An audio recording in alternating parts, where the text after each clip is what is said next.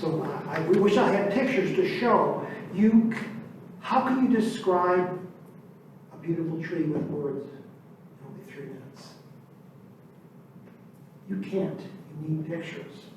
So I suggest that pictures and PowerPoint are an important part of public dialogue to really engage the public. Pictures with words. And some people in the room can present pictures and some cannot be. There's an unequal playing field in terms of the dialogue. Those people dominate the agenda. Under the Brown Act, it is interpreted by at least the California League of Cities that there is a right to present PowerPoint slides. It's right on page 37 of the handbook about the Brown Act. The city attorney is not. All of that, no one has raised the money to challenge that in court. I suggest PowerPoint slides and pictures are an essential part of you. If the principal goal of this reorganization is about public participation, allowing some people to present slides, developers and the city staff, and not others, biases the engagement, and basically undermines the principle of equal public participation. That's the goal that we're trying to do here. So I hope you will consider and push back on this rule that cannot show, public is not allowed to show pictures. Thank you very much.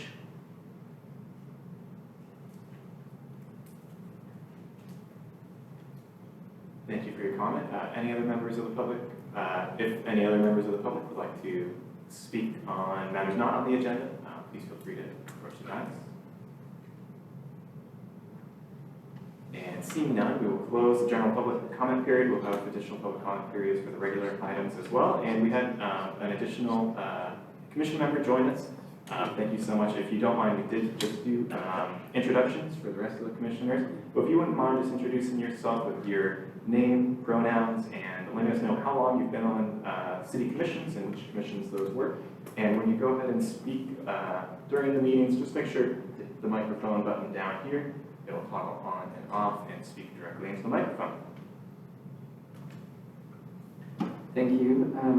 My name is Alana Gamage. I've been serving on the tree commission since last summer. I think it's been over a year now. I'm excited to serve on the Climate Justice Commission and also continue representing trees as best as I can. And my pronouns are she, her. Thanks. Thank you very much. Great to have you. All right, with that, we can move on to our first regular item. That will be item A here, Climate and Environmental Justice Commission purpose and functions. And that will be a presentation from staff.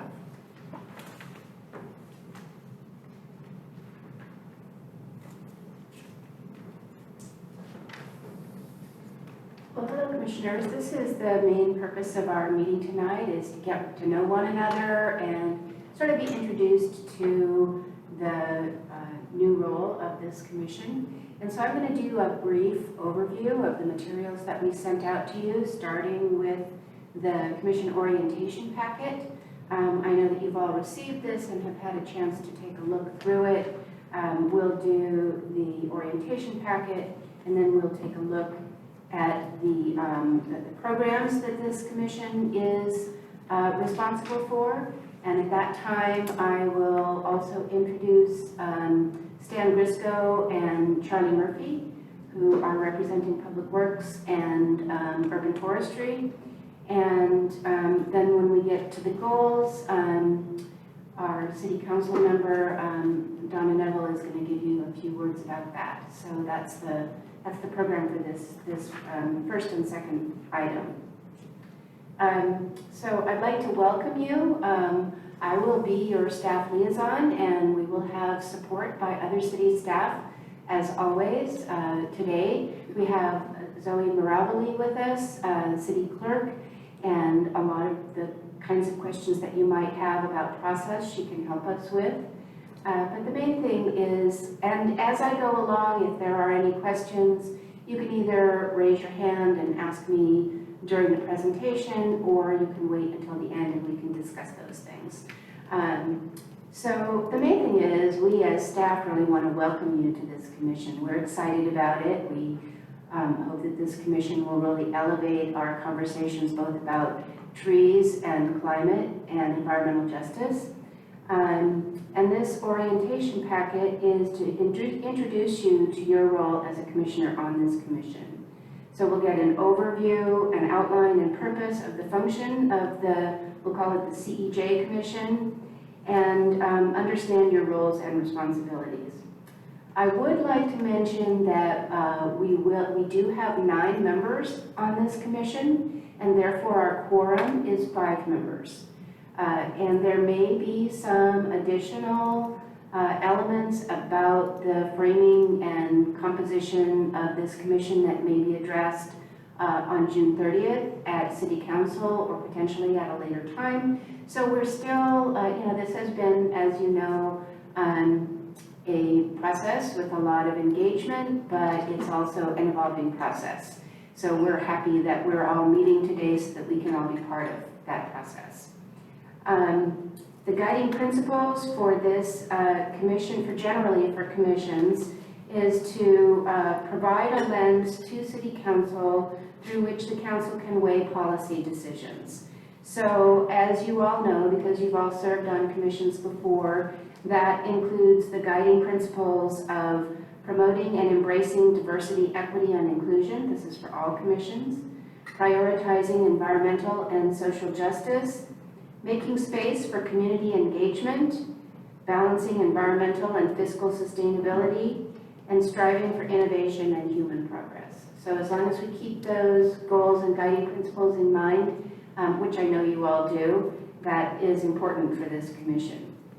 And I will just touch on our principles of civility, which I believe you also are very familiar with. I won't go into too much detail about that, but it is something that we strive for, and I know that you all participate in that. This orientation packet has some of this, the general concepts, as well as some of the specific areas that this commission will address, but it doesn't stand alone. Along with this orientation packet, there are a number of other materials that I believe all of you are familiar with. The Commission Handbook is a much lengthier document, and it contains important guidance on Commission rules, roles, and legislative procedures, including the Brown Act. So you have all also, I believe, been through some mandatory trainings for commissioners, and that provides some additional materials. There is a section in this orientation packet that talks about other city documents and policies. It may not be limited to these documents, but some of these are the most important ones. So we will be talking a little later about the City Council goals, which are adopted every 2 years. The Davis Municipal Code, there's a link in there that you can look up for that, and that is how we function in our city. The general plan guides the city policies, and as you probably know, that is soon to be updated. So we'll be learning more about that process as that gets finalized. And then, of course, there's the city budget, which is updated and adopted every 2 years. Other than that, some of the things that you have been familiar with are filling out the Form 700, which is your personal statement of financial interest and conflict disclosures. And you each have had in the past a map of what your area of, your zone of influence or potential conflicts might be. And those are now being updated. The city has a total of 12 council-appointed boards and commissions to assist with the implementation of city council goals and objectives. And so you all are one of those 12. Again, as this is a review, I know that you're all aware that the Davis City Council is the governing body of the city and provides policy direction, establishes goals, and sets priorities for city government. We have a city council liaison that will be determined on June 30th or soon after that. And for now, our council liaison is Donna Neville, who has been coming to the Natural Resources Commission meetings. So thank you for being here, Donna. The advisory bodies or commissions play a vital role in assisting City Council to fulfill their obligations. They provide advice and increase public input and participation in City Council decision-making. The specific role of a City Commission is to review and make recommendations to the City Council on matters within its scope of responsibility. And we'll talk a little bit more about that.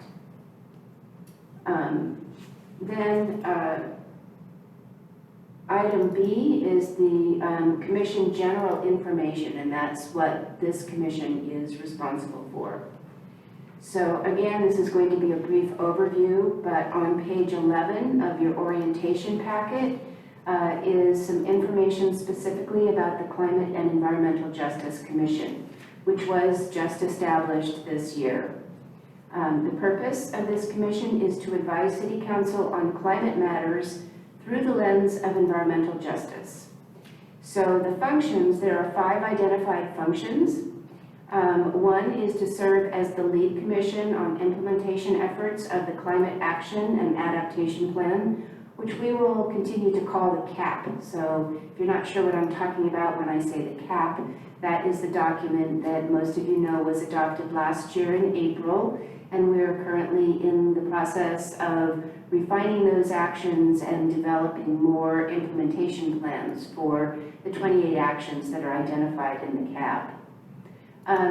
Part of that, as well as a general commission goal, is to identify policies to address the protection of vulnerable and disadvantaged communities. This commission will advise City Council on the preservation, management, and enhancement of the city's natural resources.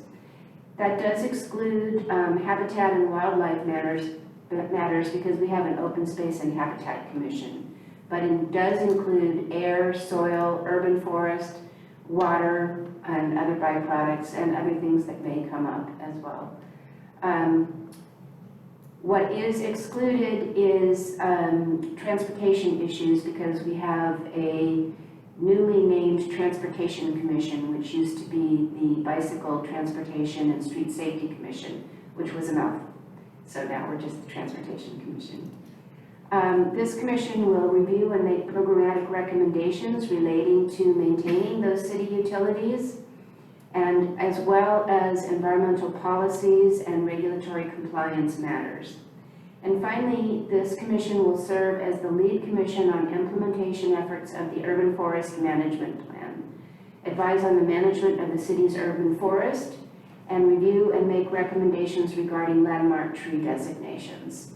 So we're not going to go into a lot of detail about these responsibilities because we will be able to address these things in more detail at upcoming meetings, but we did want to make sure to touch on those responsibilities.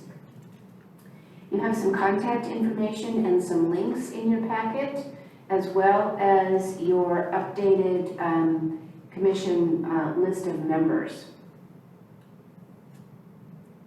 As you know, we meet on the 4th Monday at 6 p.m. and we will have some dates that we will have to potentially change due to holidays or other issues. So we'll talk about those as they come up.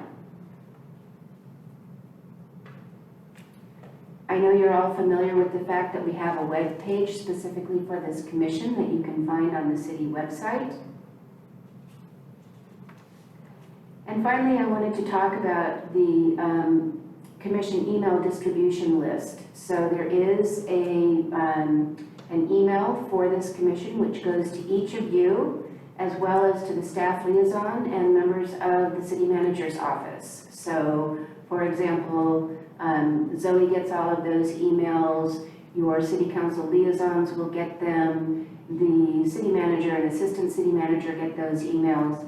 And those are really intended, that email is intended for the community members to contact all of you with a single address. Staff is responsible for replying to these emails, so I will copy you back on whatever response that we have.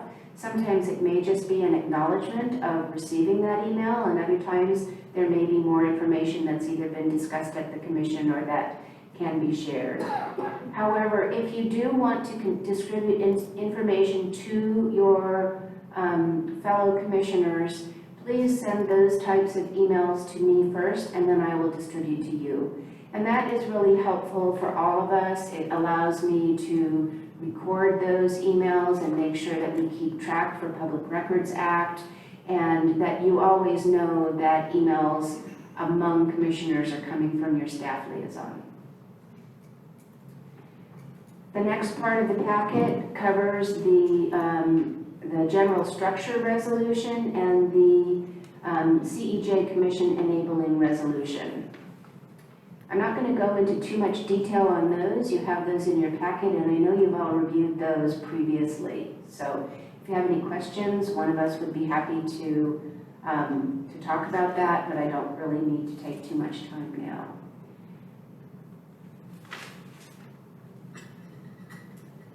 And then this is moving, I guess that was what was covered in item A. So I think I'll take a break right there and see if anyone has any comments or if there are questions for any of staff.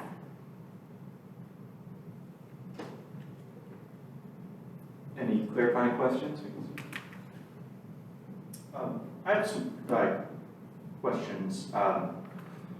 Is the first question is, as a space for community engagement, is it possible for the commission to allow the public, within at least when they attend our commission, to show slides so that there's an equal playing field, as the speaker brought up earlier tonight?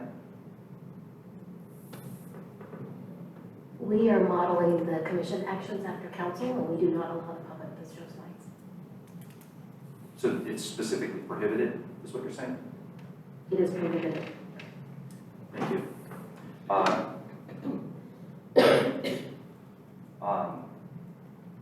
Am I understanding this correctly, that this commission is taking on some of the roles of the Utilities and Ratepayer Commission? Is that? At that part I'm the least familiar with. I've attended Natural Resource Commission meetings and watched them. I'm much less familiar with utilities. So I'd love to learn a lot more about that. If there were a way, if there were more information, and it doesn't have to be here today and now, but if there was some recommendation for how I can learn more about that role, Okay. that's the most foreign to me. And I want to do a good job. I think Stan wants to provide an answer to that. Yeah, he's being very subtle over there. But I would say that the Utilities Commission had an energy policy subcommittee, which has typically been within the NRC role and is assigned to this one. So I hope I didn't steal your thunder, Stan, but please go ahead. No, that's certainly fine. And Carrie, thank you. So Stan Gritchko, Utilities and Public Works Utilities and Operations Director. So all the utilities that are mentioned within the scope of the commission are within my purview, within the department and the team I work with. To answer the specific question, there are utility 101s that we went through with all the Utilities Commission members previously as a presentation kind of walking through it. They are all on our website.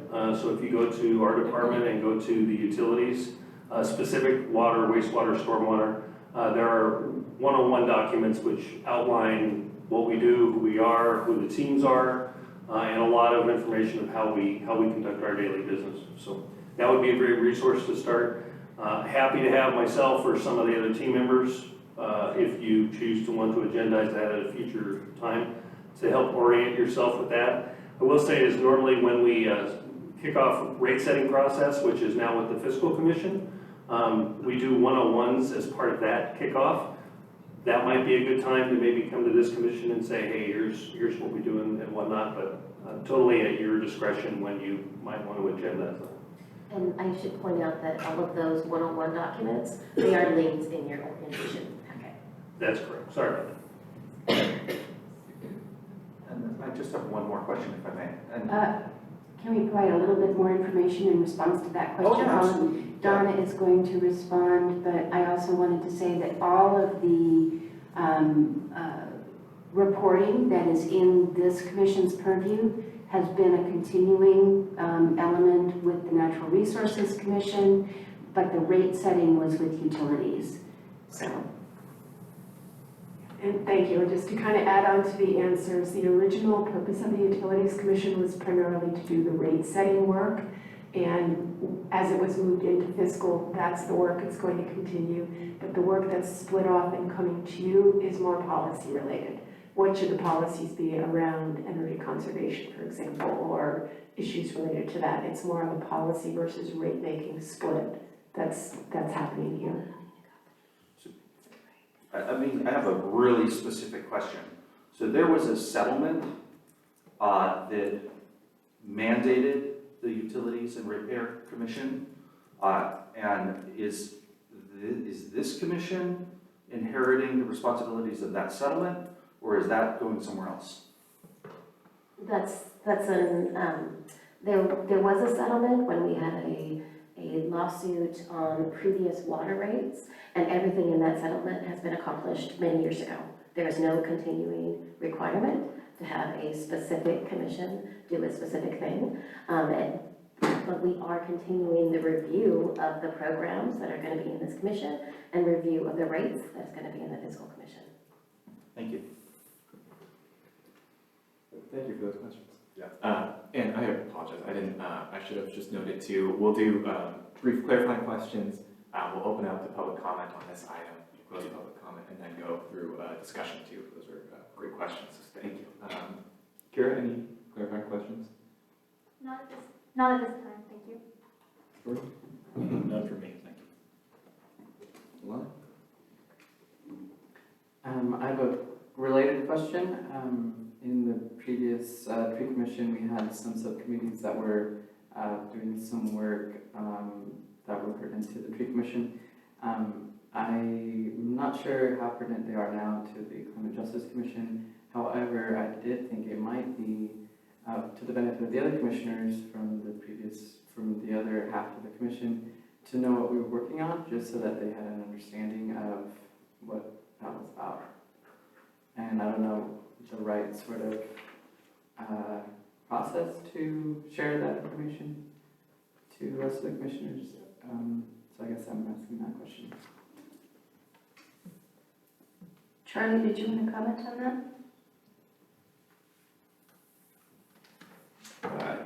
I think the question was more about process, but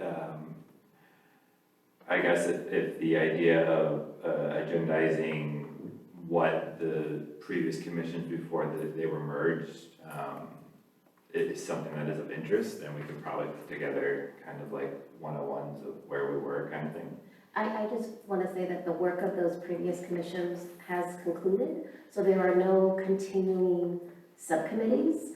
If there is a topic in front of you and you want to create a subcommittee at that time with a very task-specific, time-limited scope, then we talk about that and we create it at that time. But there's nothing that's continuing over. And you will be getting a State of the Urban Forest very soon. And so you'll be able to kind of get into the meat of some things. But if you're asking, is there going to be a presentation on what we were in the middle of or what we had hoped to see, not exactly in that way.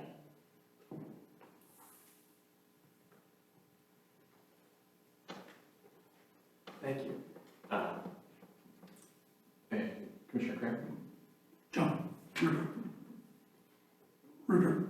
Ruder, I'm sorry. That's okay. So a couple of very quick ones and then a longer one. As far as the emails are concerned, if a member of the public or another commissioner reaches out one-to-one, there's no obligation to pass those on for the record, are there? I will try to answer that, and then I will turn to Zoe to make sure that I've answered it correctly.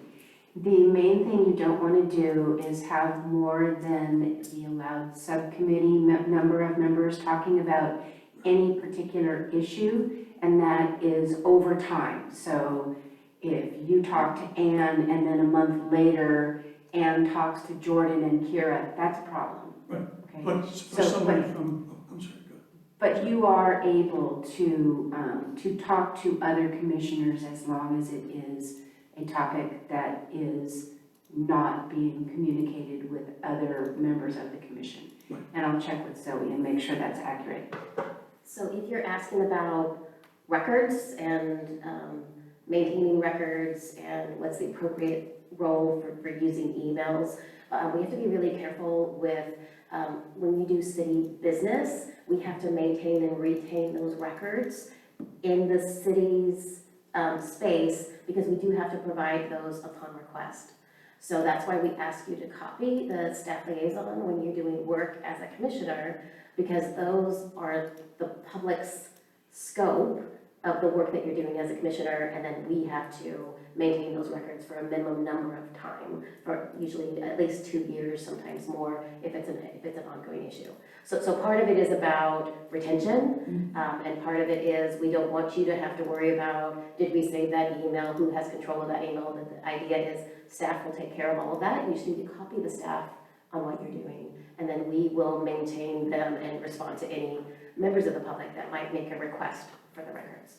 So if I get just to clarify that, suppose any one of us gets an email from somebody in the public, and it's addressed to me or to Ann, do we have to then respond to them and to the city at the same time? Or You can we should just not. respond to them? You should forward that email to your staff liaison because you are not speaking for the commission. So if somebody is emailing you about commission business, then you should not be responding to that person as a representative of the commission. If it's not commission business, of course, you can talk to people in your, in your world. But if it is about the commission, unless you have specifically been appointed to represent a particular issue, then at that point, I think you would make sure to copy the staff liaison. Does that answer your question? Yes, it did. The second of the three is, with the tree commission, we had, and I don't know if you had this with the NRC, but we had an item in the agenda where it took comments or announcements from either the commissioners or staff. I don't see it here, but I'm just wondering if that's going to happen for this. I believe that will be included on future agendas, but since this is being viewed as the first meeting of this commission, we don't have that right now. Okay. But that will be included in the future as far as I understand it. Okay, great. The other question, and I'm just going to throw out the question and then we can have it for discussion. But to throw it out there, one thing that I would like to have a discussion on is what are the, I don't want to say specific, but refining the expectations of the commission down a little bit. There was a lot of talk during the integration part of this process that perhaps some commissions were not addressing what the council needed to have, and I heard some frustration on some council members' parts. So I think that's something that I plan to take a good look at, but I'd just like to get into a little discussion as to that being our role and/or our role of trying to point out things that we don't think the council is aware of, that we as commissioners, specifically to this field, would like to put in front of them, even though it's not asked for. So if we could at some time have that discussion. And I think that we really should be taking a fresh, new look at this commission. So hopefully we can all be positive moving forward, knowing the purview of this commission and all of you who are working together, and not hold on to past discussions other than how that informs how we work positively together now.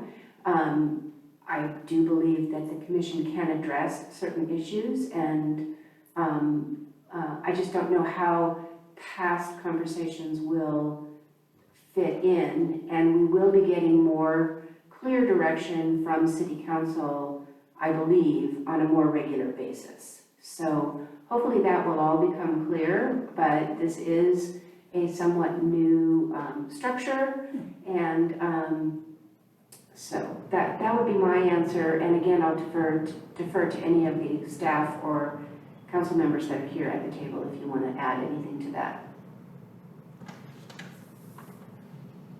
Just a clarification to my question. I'm not so much interested in going backwards in time. I'm all about going forwards. I just want to make the commission as effective for the council as we can be. That message came out loud and clear during our discussions, and but the needs. I mean, not everybody knows what they don't know. Okay, and sometimes we may know something that we really want the council to be aware of, and they could say to us, no, we're not interested, or yes, continue it. So I just wanted to, because I think that's going to be part of the structure of what goes down the road. And so just to get that clarified, especially when we have a liaison from the council. I can tell you that's part of the work that's still underway. We did hear that loud and clear, and we're developing some things right now. We hope that this will be a continuing process for us. We do think that there's more work to be done, but we heard you, and we're developing something right now. Thanks. So I would just want to thank you. I really appreciate your question, and that has been, I was not on the subcommittee that's been doing a lot of the nitty-gritty work around the protocols and how things are going to work now, but I absolutely want to reassure you that I appreciate that concern, and there have been a lot of questions that have been presented to us. Does it mean now that under the merged commissions that you'll only be able to do just what council requests, or can you bring up a new issue?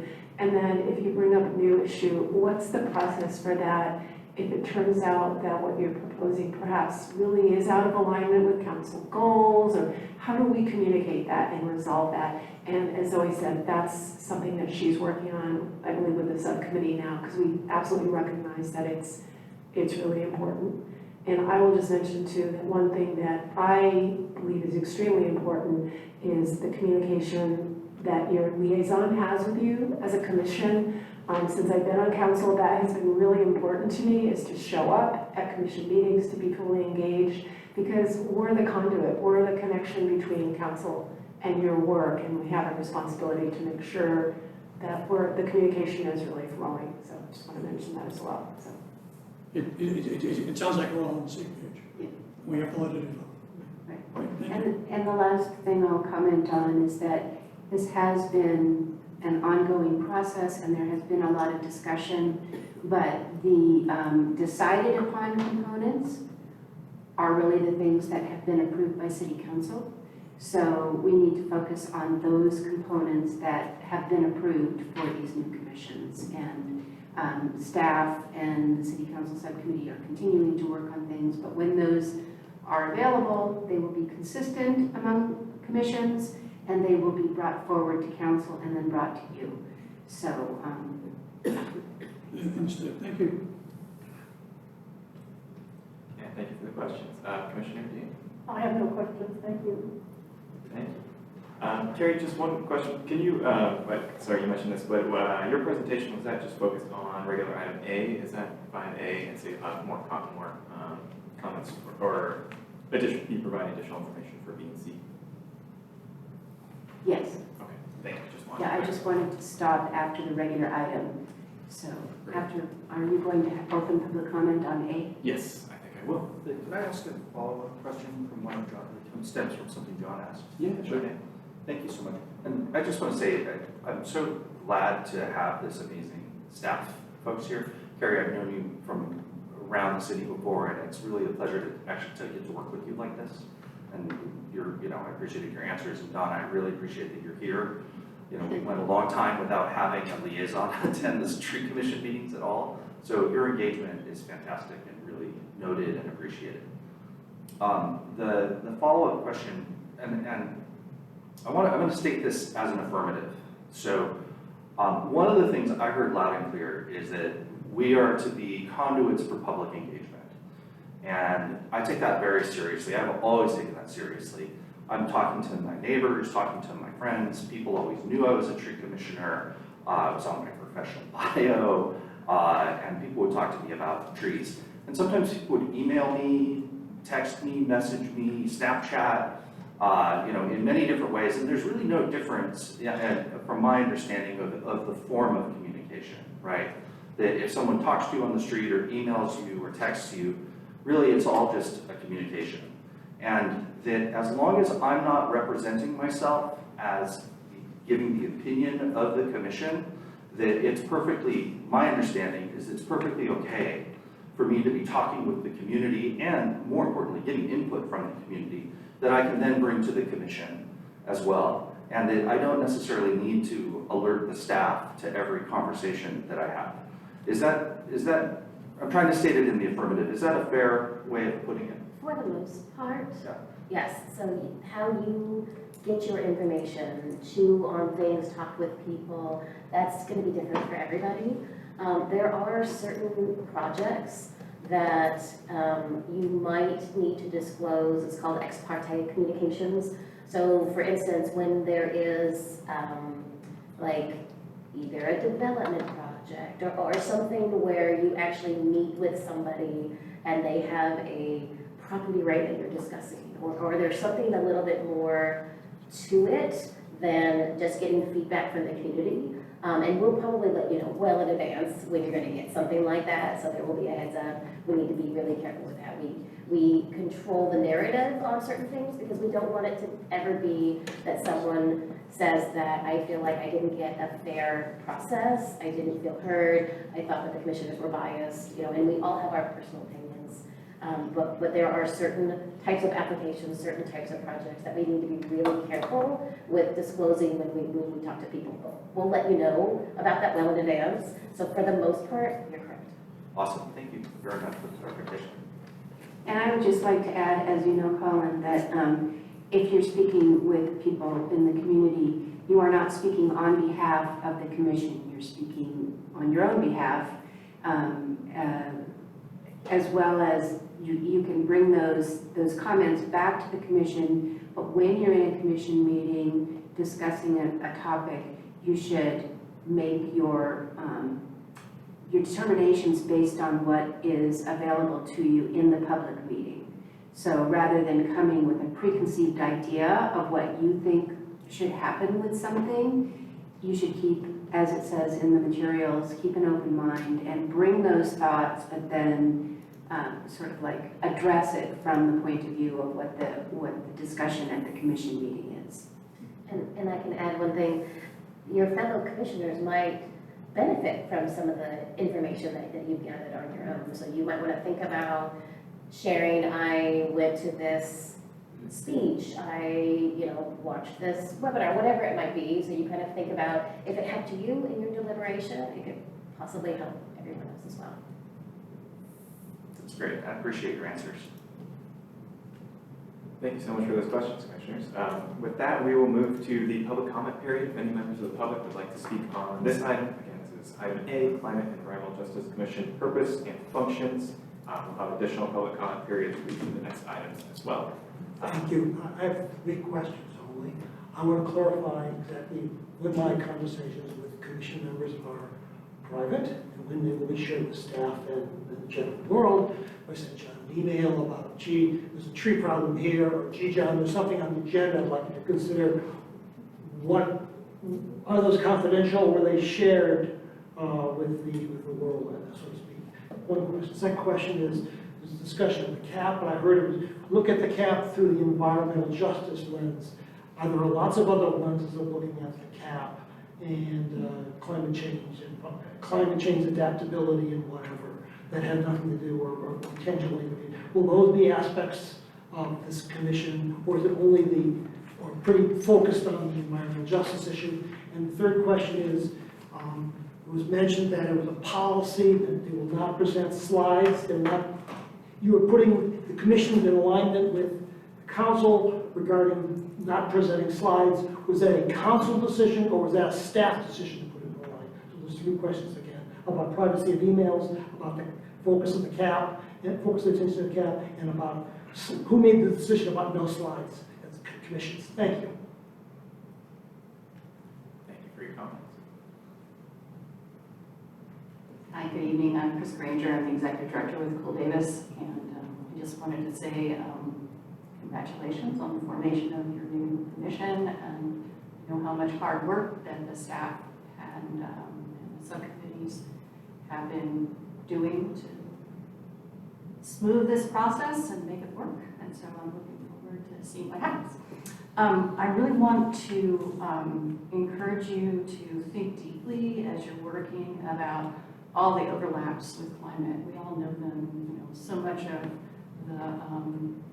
our greenhouse gas footprint is transportation, and yet that's going to be handled by the Transportation Commission.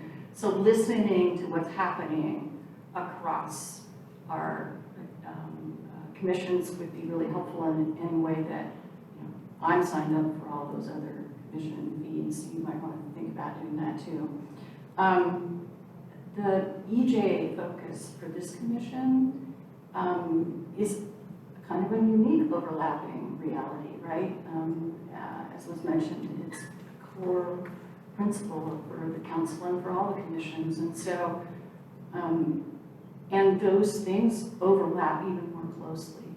So, you know, that pulls us into what's going on in the Human Relations Commission and what might be going on in social services. So I just really encourage you to think broadly, even though your jurisdiction is what is narrower. And then finally, I wanted to also remind you, the conversation about commissions has also included a role for them that is not yet clear in the general plan process, which is coming. And I believe the council is going to be reviewing the RFP for that consultant coming up next week.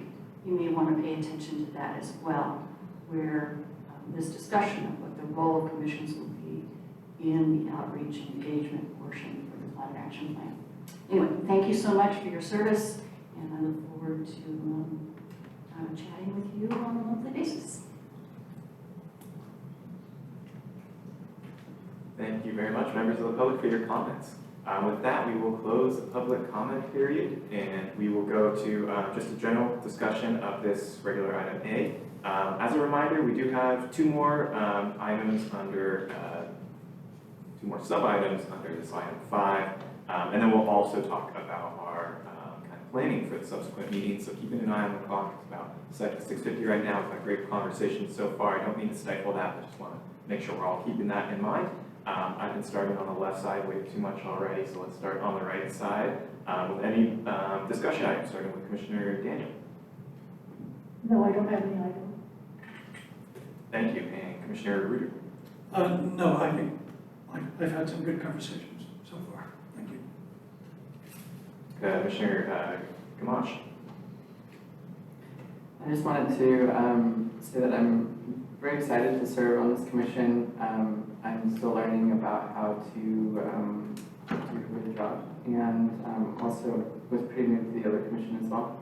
And all the different energies out here are, I see how much passion everyone has for this, and I'm excited to work together to figure out how to best meet the purposes of the CEJ Commission. Thank you. Thank you. Commissioner Blau. No major comments from me. I will say thank you to staff for putting together this packet. I actually think this is a really nice resource to have, and I can see that some thought went into it. But I think I'm excited about the staff we have here and kind of working through these issues together. So I'm looking forward to collaborating with everyone. Thank you. Commissioner Tista. I do have kind of a clarifying question. So you had said that all of the work of the previous subcommittees in the commissions are now completed. Does this include the Environmental Justice Commission that was a part of the Natural Resources Commission, or the Environmental Justice Subcommittees? I know we had some kind of active projects when the commission finalized. What I can say is that that material has been shared with relevant staff, and there will be continued discussion about that and how to frame that into a resource or a guiding document. And related to that, I just wanted to go back to this first page of the introduction those 5 points of guiding principles for all commissions, which really does go beyond environmental justice to cover the community engagement, environmental and fiscal sustainability, and some of the other topics that are on there. So I think that these are good guiding principles, and that may or may not come back to this commission, but the work that was done on that and other materials from both of the commissions that have merged for this one will continue to be looked at by staff and probably the council at some point. Thank you. And Kira, if I may add, thinking about that question and in context of like some of the upcoming meeting scheduling that we'll do at the end of this meeting, I think at that time I might ask you all if there's other particular items of interest that you would like to add. For instance, on the September 23rd meeting, we'll be focused on the cap. If we also want to have an item on environmental justice at that time, October 28th, perhaps we want to have some additional items related to trees to make sure that all the commissioners are feeling confident in the subject matter. Maybe we can have that discussion when we come to under item 6. Great, thank you. All right, and Commissioner Walsh. So, when I first applied for the tree commission, it was my third choice. The NRC was my first choice. So I'm pretty happy to be on this commission today. This is really where my interest has been for a long time. I helped write an article about environmental justice back in the 90s. And so this is something important to me. And the second bullet, identify policies to address the protection of vulnerable and disadvantaged communities from natural and climate change-induced hazards, such as extreme heat, air pollution, drought, and flooding. I kind of want to open this up for discussion that it leaves out man-made or human-made. It's climate and naturally occurring. So, but it says air pollution, so naturally occurring air pollution, but not human-created air pollution. So are we not allowed to talk about human-created hazards?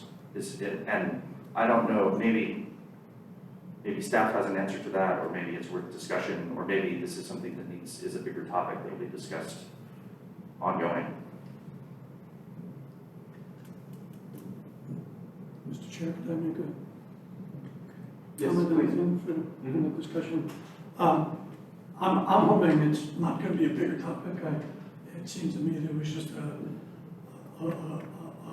turn of a phrase that wasn't phrased the best. And I can't imagine that the city staff doesn't consider air pollution, toxic spills, and so forth. So I think it could probably be solved pretty quickly just by amending the language. Would you like me to add some perspective, or would you rather continue? I think that's a good point, Colin. I do believe that if you look at both the climate action and adaptation plan elements, there are both human-caused and naturally occurring components in there. Certainly greenhouse gas reduction is responding to human actions that have created greenhouse gases. So I don't think that the intention was, I think the intention was actually to broaden this commission, because the Natural Resources Commission tended to focus more on environmental issues and not so much how those were impacted by or impacted on people. And so this commission will address that. And if you look through the topics on the commission, it is really both natural resources, the trees, the impacts, and environmental justice. So that was, I believe, the intention. So, and this is the adopted purpose from City Council. So I think we'll work with this for a while and see how it works out for us. And if you feel that there are some gaps or some other components, perhaps we can revisit in a year or two But for now, I think that this covers what you're intending to cover in your question. Do you want to add anything, Zoe? No, I think that covers it. This is a brand new scope, and I think that we've made some changes to a number of commissions. We'd like to see how some of these things play out, but we do want to routinely look at commissions in the future. We want it to be more of a norm, that things change. Some of our plans are concluded and we get new plans, we change the names of things. We want it to be a very normal thing for us to re-examine and realign what we're working on at the commission level. Mr. Chair. Yes, please. Yeah, I don't want to belabor that point, but if there is something in that language that code-wise, administrative-wise, would say that this commission can only deal with those hidden natural hazards and climate change, then it seems that should be changed and we shouldn't have to wait a year for that. I mean, that's a particular oversight, and I like I said before, I know you guys, it wasn't intended, but since this is a legal document, we, as a commission, may be called on to only comment on those things that the council agreed on, and there was this gap. I don't think anything we're going to do over the next couple of years, or next year, is going to show us how to go. You know, something left out is something left out. I appreciate the concern from both commissioners. Thank you. If I can add, I think with this issue, I see where you are reading that. I would also note that one of our core purposes here is to help to implement the climate action and adaptation plan, which explicitly states that the emissions are anthropogenic or human caused. So although there's maybe perhaps an omission or a vaguely worded second bullet, I think just the same, it is inherently included in the first bullet that we would be dealing with human-caused issues. And I would also say, I think in this case, unless we see an issue where we feel like we are being constrained and not able to, our commissioners are proposing certain items to put on the agenda or to cover. If we are not seeing that that's a limitation because of that language, I wouldn't necessarily think we have to change it quite yet. But that is something that, if it is something that you're worried about at this point, we should really keep a close eye on it as we're setting those agendas going forward. I would say, for instance, our October 28th meeting, the state of the urban forest, that's a human-caused, human-induced issue, as well as water program updates. So I think even in the short-range calendar, we are seeing some items that we're not seeing that limitation yet. However, if you all feel like that is something that we see within the long-range planning, within the next couple meetings, I'd be happy to move that item forward. But maybe council, that we wait and see a little bit on that. Yes. So I can put it in a specific frame too. So the climate plan deals with climate changing human activities. There are human activities that are hazardous in other ways than to the climate that are not covered in the climate change. Historically speaking, the Nishi project and the air pollution and its potential effects on residents there would have been an issue that were well worthy of discussion in the past. In the future, what about groundwater issues? There are projects that are proposed immediately next to landfills that have monitoring wells, and there are potential, I don't know, the EIR isn't back yet, but there are potential toxins in the groundwater. Is that a subject that we're going to be allowed to talk about within this commission? Or is that something that's outside of the scope because it's a human-created hazard that's not climate-related? I think what I would encourage you to think of is that this is not meant to limit you in your conversations to only environmental issues.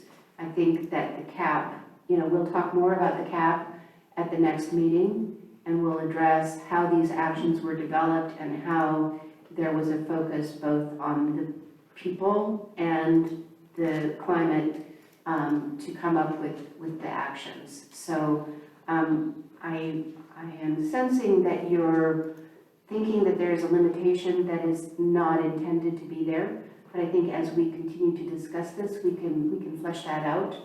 So. I do want to add that what I was hearing you say was related to development projects, and council is very specific, especially if it is a Measure JRD development project. Council will be very specific with what commissions they want to look at those projects and exactly what they want those commissions to be looking at. So there will be some very specific direction around council with any peripheral project, and that will be clearly spelled out for the commission. Groundwater doesn't have to be issues, and air quality issues don't have to be development related. And No, my but if you were sense- talking about this one specific incident that had to be reviewed because of one specific project, that's, the land's not even in the city of Davis limits right now, that's what I heard you say. So that's I specifically mean, around a I project. can come up with a different example, but my overall sense is that this isn't an intended limitation, but perhaps it's an accidental limitation. And so my worry is that we stumble on an accidental limitation, and I guess, I would be interested to hear from Donna if you think that that this is maybe an accidental limitation, or if this is something that the council should maybe address. And I don't need to push the point, that's my line, I'm gonna be quiet after this. All I'll say is, I understand what you're saying, and I pulled up the language and I was looking at it very carefully, and I don't read it as being a limitation. So I'd kind of suggest that maybe we hold off and, as I think Jacob was suggesting, let's see how it unfolds. But I appreciate your careful attention to the language. I can tell that you work with lawyers. True facts.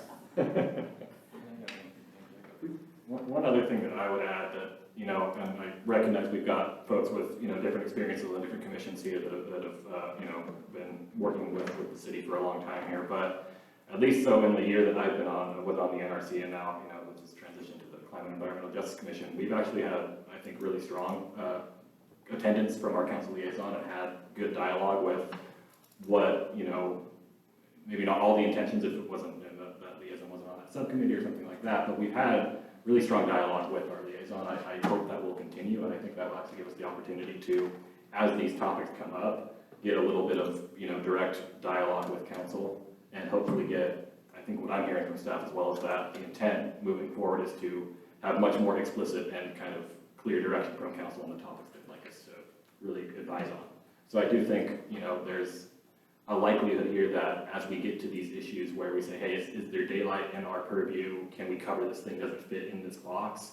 I think we'll have the opportunity to have that conversation and, say, okay, if we look at it through this lens, or, and what factors do we want to think about through the purview of this commission? So I guess what I'm getting at is I think we can cross a lot of these bridges when we come to them, and I think we'll be able to have the opportunity, at least I hope, to dialogue directly with our liaison about, hey, is this where you'd like us to focus our time and attention? Will this be valuable to council in decision making and all of those things? So that to me gives me some, I think, optimism about we'll have the opportunity to resolve these items as they come up, case by case, and if we see a larger issue, I think address it at that point.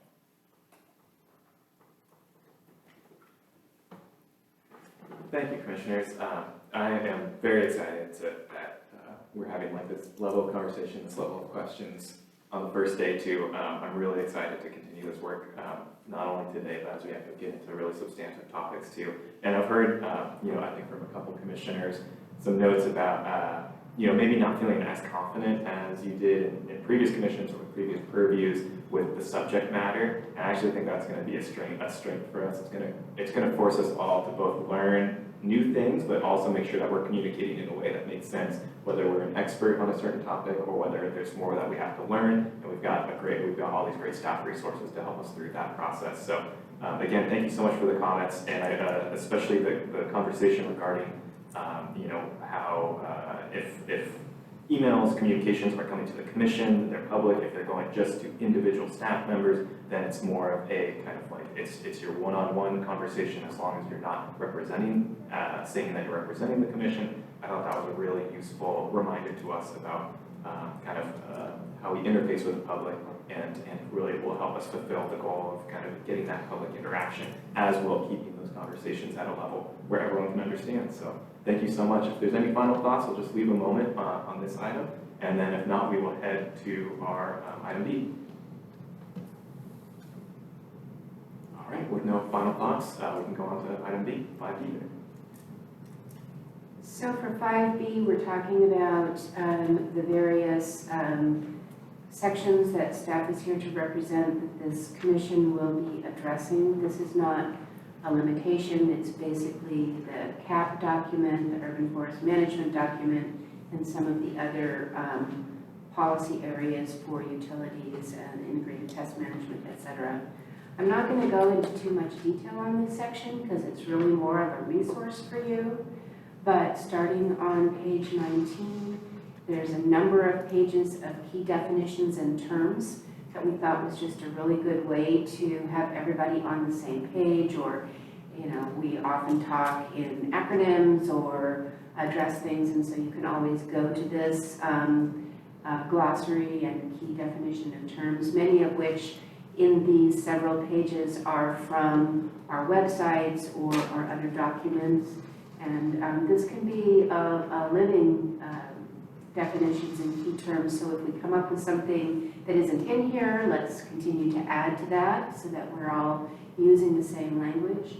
And some of these, as I said, especially under climate action and adaptation, are in the CAP, but these ones I think are really selected for what this commission may deal with. And we may have some discussions about what some of these definitions are to make sure that they're properly worded or whatever. So you will see in here a number of things that are about people and a number of things that are about resources. So we can talk more about that when we get to the climate action and adaptation plan. There is a section on city utilities, which is very informative.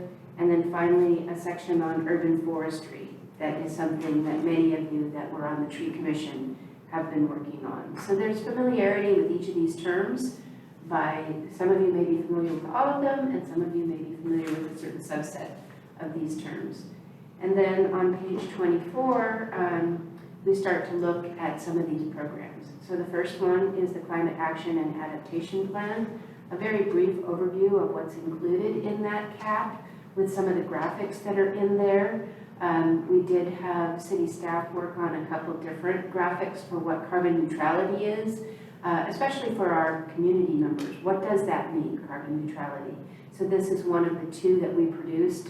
And I think that it really shows how we're talking about actions to reduce greenhouse gases, and we're talking about trees and the environment. So I happen to like this graphic quite a bit.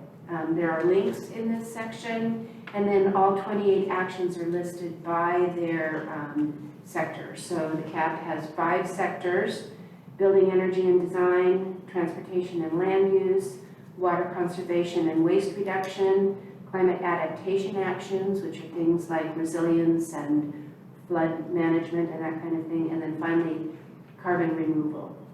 So I think the best source for some of that is to go directly to the CAP, and we'll talk more about that at the next meeting. The city utilities that are listed are those that the NRC has traditionally gotten reports on. Some of them are mandated reporting, annual reporting, like on our solid waste reports or some of the water quality reports. And I'll let Stan and Charlie talk about this, but basically solid waste, water, wastewater, stormwater, urban forestry, and integrated pest management are the areas that are covered in that section.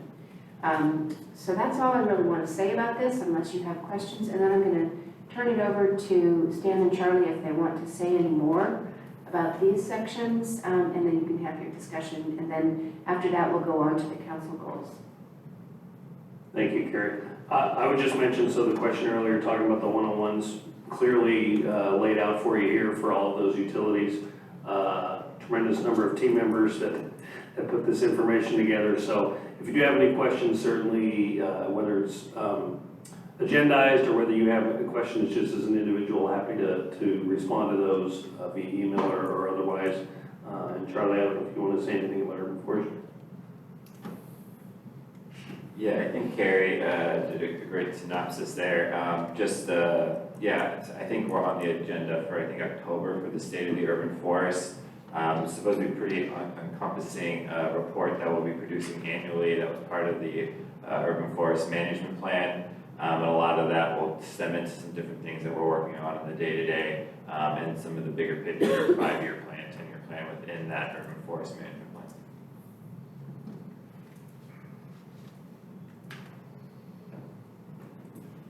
That's all I have, so if you guys want to talk about this. Thank you. And let's start from the right side again. Any clarifying questions first, then we'll do public comment, and then we'll do a brief discussion. I really appreciated all the information that was provided, particularly the links to more, because I think that, we're all excited for the opportunity to learn about new things, and I think we all want to dig in and, fill in the gaps of our background. So thank you for putting this together and giving us that pathway forward. Yeah, I just want to reiterate what Ann just said. I told Carrie when we came in, I thought this was a really good report. It does really give links to everything, and there'll be a lot more questions, I'm sure, come up once we have a chance to look it over, but it was really nice. Thank you. Just a tongue-in-cheek question for Carrie. Does your logo there on page 24, does that officially mean the city promotes 2 solar structures for every 2 trees in a parking lot? Is that an official comment by the city? That's a good catch, John. Given our lengthy conversations in our 2x2 about It's this. a game of inches, right? Yes. You'll see that the solar panels are quite some distance from the trees, so they're not trying to be in conflict with one another. I thought they were But just no. little, so. Thank you. Thank you. I also wanted to say I'm very grateful for materials that you have provided, and I look forward to learning more about all these matters. I don't currently have any additional questions or anything at this time. Nothing for me. Echo gratitude to staff for putting something in there. No questions from me either, and this was a really wonderful packet. I really appreciate it, especially as someone that works for a regulatory agency. It's nice to see all of this laid out. And I say that I'm sure a lot of us would love to go on some field trips out to these different places that we were able to do back in 2021. So maybe we can do that again.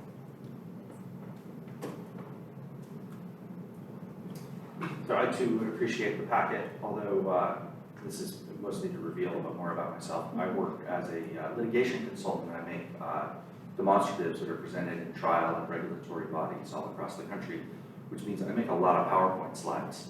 So I found that this particular meeting had a lack of slides. I'm just teasing. All right. Thank you, Commissioners. I don't have any follow-up questions, so we'll open up public comment for this item specifically. Again, this is the orientation of programs under the peer review of the Climate and Environmental Justice Commission. If any members of the public would like to comment, please approach the dais.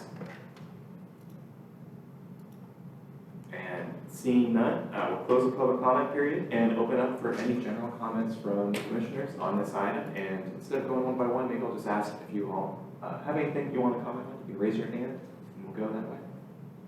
Yes, please.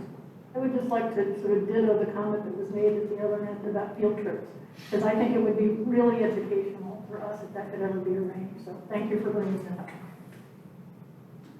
Can our first one be to the wastewater treatment plant? Sorry. Yeah. One comment on that? Yes. You may want to wait till it gets cooler.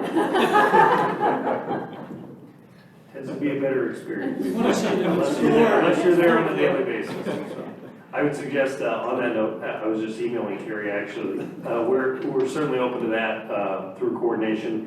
We could do the regional water plant facility as well. with Woodquest. We're a JP, we're part of that JPA, so we certainly can go up that way too if there's an interest. Yes, and as Kara said, we've done tours before. Some of the ones that have been included were Recology and looking at all of their facilities. We intended to go to the county landfill, but hadn't yet done that one. We have done the regional water facility and the wastewater treatment plant. It's a great opportunity to do that. What we do is we come up with a time that works for everyone, and it is a public meeting, so we notice it, and members of the public are welcome to join us, and then all of you can go and see these facilities. So we can come up with a schedule for doing that, and I'm happy to organize those. I'll talk with the rest of our staff to make sure that we're doing everything properly, but that's the way we've done it in the past. All right. Thank you, Commissioners. Any other comments on this item? Great. Thank you. We'll close this item, so item B, and move to item C, City Council goals and objectives for 2024-2025. Great, thank you, everyone. Council met probably, 4 or 5 months ago. We had a really long strategic planning meeting. It was one of those meetings that required, I think, 2 rounds of food because it went until about 8 or 9 at night. But we did develop a good strategic plan. And one of the things I really like about it is that it has somewhat more specificity than in prior years where there were just these sort of broad statements. And this time we really wanted to drill down and get into some of the specifics. I'm not going to go over the whole plan with you because that's not something that you need to listen to tonight. But what I do, excuse me, sorry about that. I don't know why I've got this frog in my throat. I'm just going to focus on the specific objectives and goals, strategies in the plan that are really pertinent to your work. And you have this in your agenda packet. You got this as an attachment.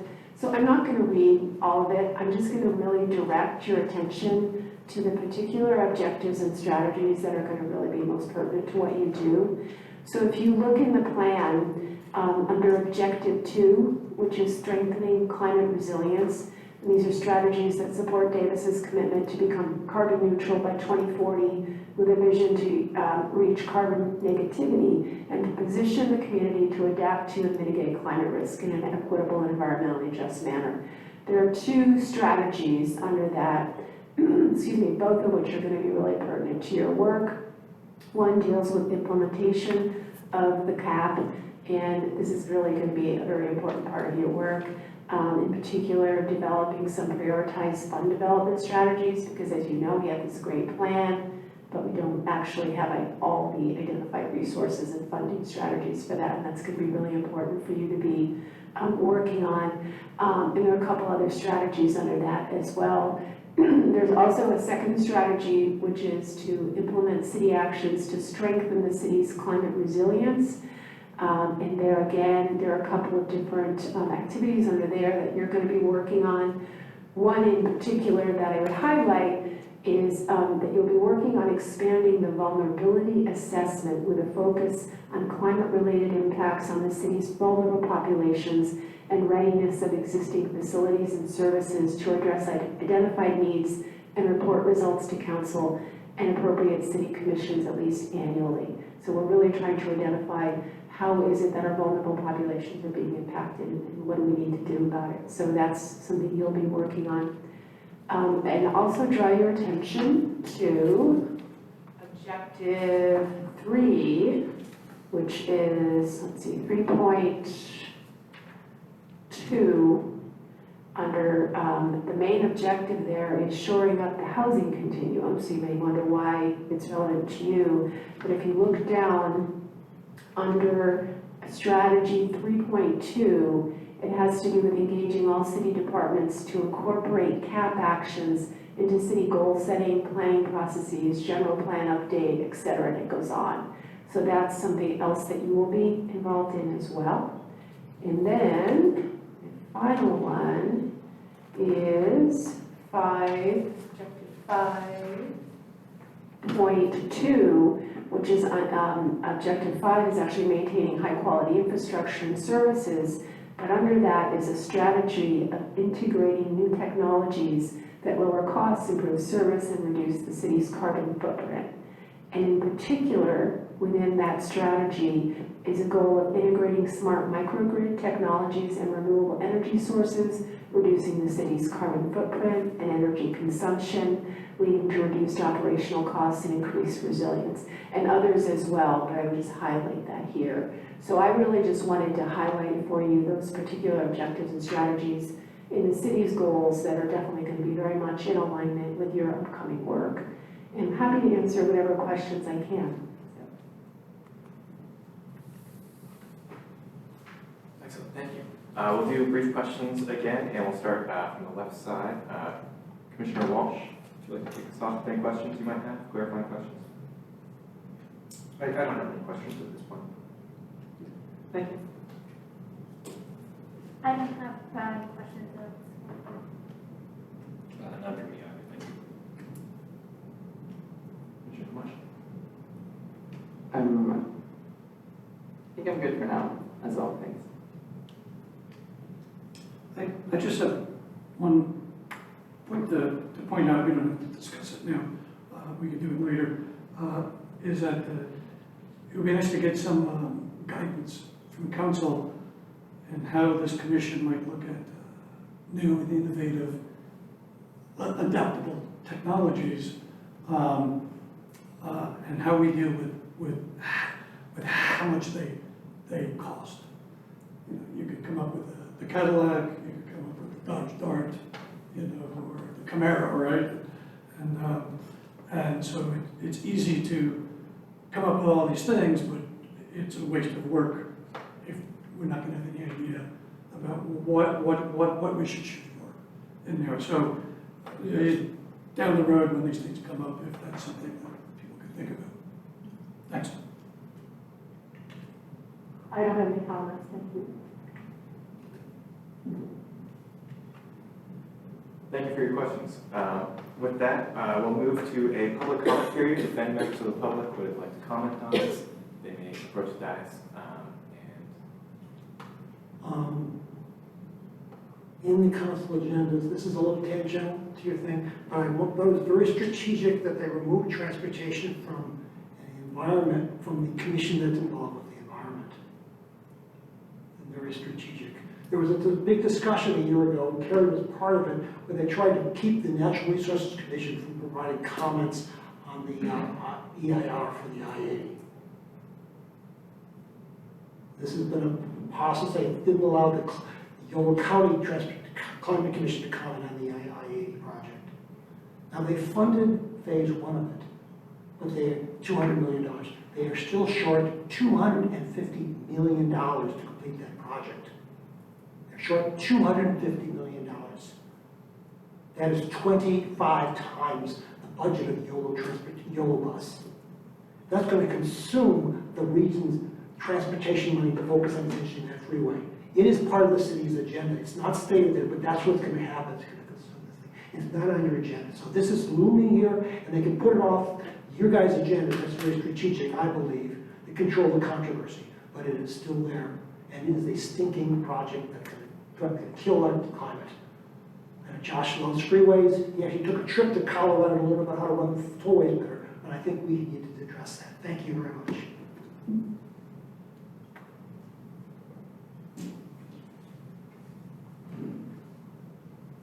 Hi, Chris Granger with Cool Davis. I had the pleasure, I guess, of sitting through the council retreat where they discussed all of these strategies. And I think I was struck, first of all, that in fact, the number one thing that came from the initial council discussions that the consultants interviewed all the council members, the number one thing was climate. But the other thing I was struck with was that it was very hard for the individual council members, with the exception of Councilmember Vaidla, to describe in detail what was kind of in the cap. And so, and then the other thing I'll note is that as Councilmember Neville was describing, there was this bubbling up in all of the sections, although it's, as the language was condensed, some of it was lost, of sustainability and climate issues in every single section. Climate and sustainability raised as maybe a tool for economic development, and maybe that would be one of those areas that could be promoted, Davis's sustainability practices. I just would encourage you to think about you also being you're learning a lot, but also a resource, and to help. We're going to have new council members probably, maybe, I don't know, in a few months, helping people get on the page with what's going on in climate, and what you're doing, the work you're doing, and what the staff is working on, being one of those voices in the community that's helping everybody get on the same page together. Thank you. Thank you for your comments. With that, we'll close the public comment period and we will open it up for discussion from the commissioners. We'll start on the far right side again. I have no questions or things I want to pursue. Thank you. Again, based on what Chris just said, and it's something that we all thought about a lot on the tree commission, I'm sure you guys did too, on the NRC is, as you can see, we don't get a lot of people that come to ours or yours and what I gather meetings, right? And besides having free beer out there for people, it would be nice if we could get some feedback from city staff, the council, just on ideas. We'll try to come up with ideas, and we'll take ideas from all sources as to what are the best ways to get this word out, which was asked for by the council. So any way we could fit into events that you have, or the idea of us holding events seems a possibility, but I don't know how that would work. But anyway, just any ideas down the road in terms of how we can get others involved. Thanks. Thank you. I wanted to echo something that Chris said earlier about being aware of what the other commissions are doing, because our purview of climate justice is overlapping to some extent, and that does. My question is, if we do find something of interest that another commission is working on or thinking about or discussing, how do we raise that here? Is there a process to bring that also for us to have a conversation, even though it's another commission that is working on whatever it is that they're working on? General question. Well, in the past, I know we've done for specific items, we've done like a designated a liaison, for instance, with the tree commission when they were working on the urban forest management plan or the climate action plan. So that can be kind of like a more ongoing topic. Or we could kind of, as we discuss, we'll discuss the long range calendar each meeting, so we can throw stuff on the agenda. I do wonder, I have actually kind of that's maybe a similar question too, maybe in reverse, if we want to, for instance, like describe, help other commissioners understand what we mean when we're talking about environmental justice, for instance, if that's not that clear, is there a way for them to bring items to us, or us to bring items to them if it's on a more of a one-off? So I don't know, staff, if you could help maybe with both of our questions. I think that's what I would say, is that this has been a very successful way of approaching getting information between commissions, is for the commission to appoint a liaison on a particular topic for a particular period of time. So when the NRC was addressing the development of the Climate Action and Adaptation Plan, we had, I think, 9 other commissions who had appointed liaisons who came to our meetings and listened and participated in the discussion, and then went back to their own commissions and shared that information. And so there was information shared back and forth I know Jacob was the appointed liaison to the tree commission during some of the discussions of development of the urban forest management plan. We've had liaisons to the Parks and Rec Commission in the past related to integrated pest management and various topics. So if there is something that is a city policy that's being addressed by another commission, that is always up to you, that you could appoint that. And then discuss what you want that liaison, the information that you want that liaison to have. Zoe, do you have anything to add? I think just to add that we're trying not to duplicate efforts. So we're trying to have kind of a lead commission on different topics. That's why we're assigning people to go from one to another rather than having the same conversation in different places. Another reason why we're really trying to focus our efforts is talking about getting the public to attend these meetings. We want it to be pretty clear if a member of the public is interested in a certain topic, that they know that they can go to this one location and they know they meet once a month. And so we're trying, it's a definite topic of how do we get the word out more, how do we get people to attend more, how do we get that feedback in a better way. And part of what we started with was creating a framework of certainty. And this is the way that we addressed some of the transportation items. So we had a natural resources commissioner, or a couple of them, that were appointed to the BTSSC to talk about particular issues. And while there is sometimes a desire for multiple commissions to be the lead, that really is appointed by council and based on the subject area of the commission. And you guys will have a fairly broad purview with what we've discussed tonight. So I think that there is still the opportunity to share with other commissions and to inform yourselves on what other commissions are doing. So we'll see how that evolves. Follow-up question, is it also viable to invite a commission to send a liaison to us potentially as well? Yeah. Well, that's what we did with the CAP. We invited all the commissions, and we also had, staff had a commission report on the CAP that went to all commissions on a monthly basis during development of the CAP. That is a fair amount of effort, but that was a pretty major project. I know the Urban Forest Management Plan had a lot of outreach and connections with community members as well as commissions. And so when these things come up, for example, the general plan that's going to be coming up, that will be being discussed at a number of commissions. So, I think we have to see how these things evolve and develop and gather guidance from City Council and key staff on what's happening. But I think that the framework is there to make sure that you all are informed and can inform other commissioners.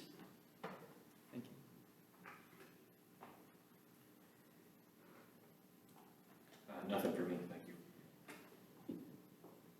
No questions at this time, thank you.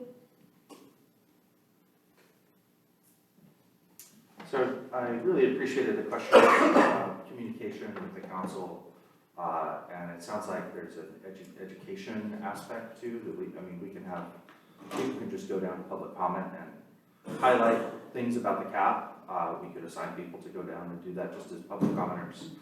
I think it can be simple in some ways, without a lot of fanfare sometimes, but it sounds like that's an important point. The transportation issue is raised by the public commenter is interesting.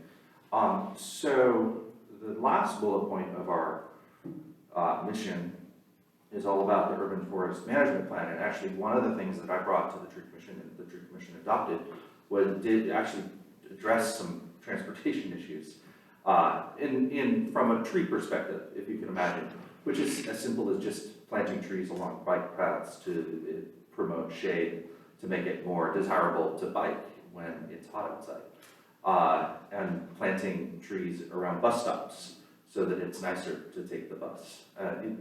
Tree related for sure. But there's not a carve out in the language in our charter forbidding us from talking about trees relating to, or the management plan relating to transportation, only the climate action plan. And frankly, the trees are small potatoes compared to the greenhouse gas emissions of transportation. I remember paying attention to the CAP, and that's the single largest source of our greenhouse gas emissions. And yet, so we're charged with working with CAP, yet we don't get to talk about the largest source of emissions at all. It seems like that's, I don't know, that seems like a challenge that we, so we're only doing the nibbling around the edges and we don't get to address the main thing. So at a minimum, I would think that we need to appoint liaisons to go to engage with transportation. Sounds like that happened before, so there was precedent for that. And I think development can be a major issue as well. So we may need to, maybe we want a liaison to the planning commission as well to address some of those issues. There's so many issues around development in terms of materials and design and everything else. So those are just ideas at this point. I mean, obviously we're not going to take action on any of that tonight, so just discussion. Thank you.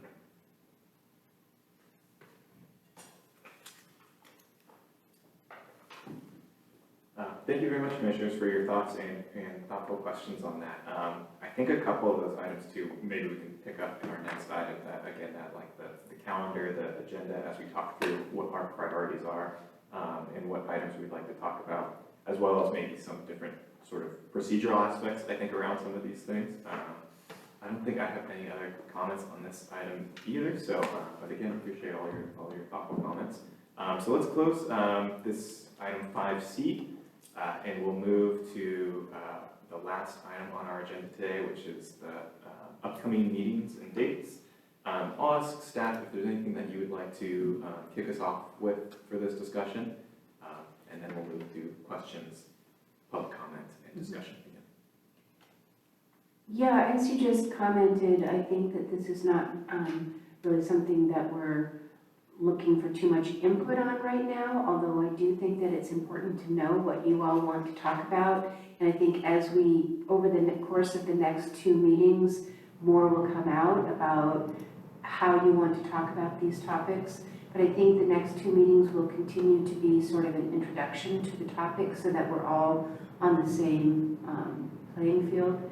I'm very excited to talk further with you about the CAP and about how sustainability fits within the city structure at this point. So as you probably mostly are familiar with, the sustainability program has moved from community development into the city manager's office.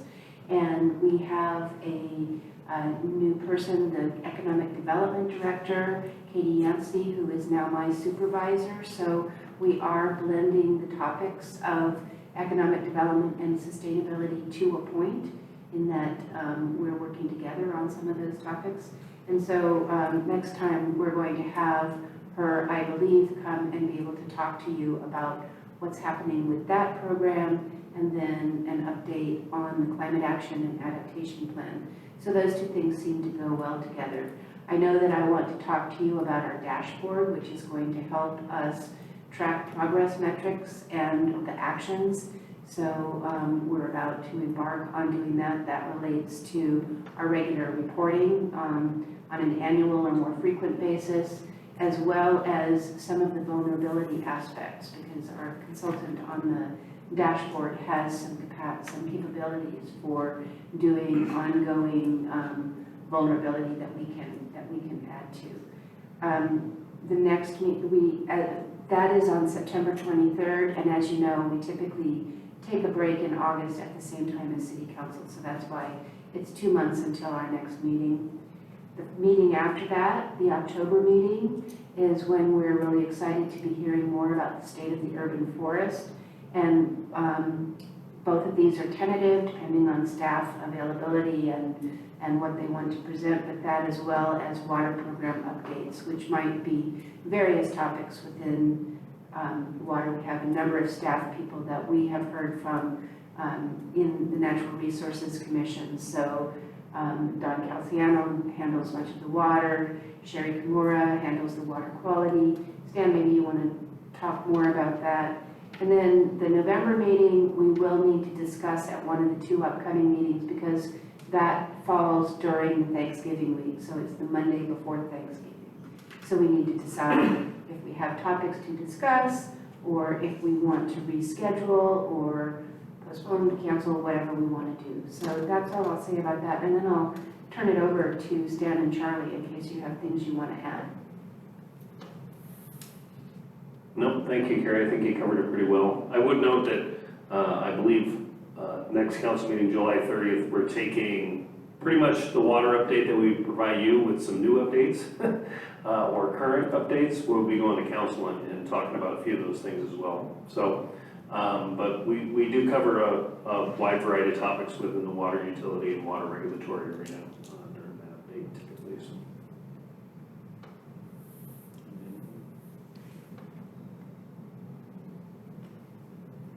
Thank you, Gary and staff. With that, let's open up for clarifying questions. Let's try to, this will be a little bit difficult, I think, to split the clarifying questions and the discussion, but let's try to keep that discussion until after public comment, which will open up after this. So if anyone has any quick clarifying questions they'd like to ask at this time, just go ahead and raise your hand. Gary, you can lead us off. Thank you. So I was just wondering, for setting the agenda, right now, we have 2 chairs, right, from the previous 2 commissions.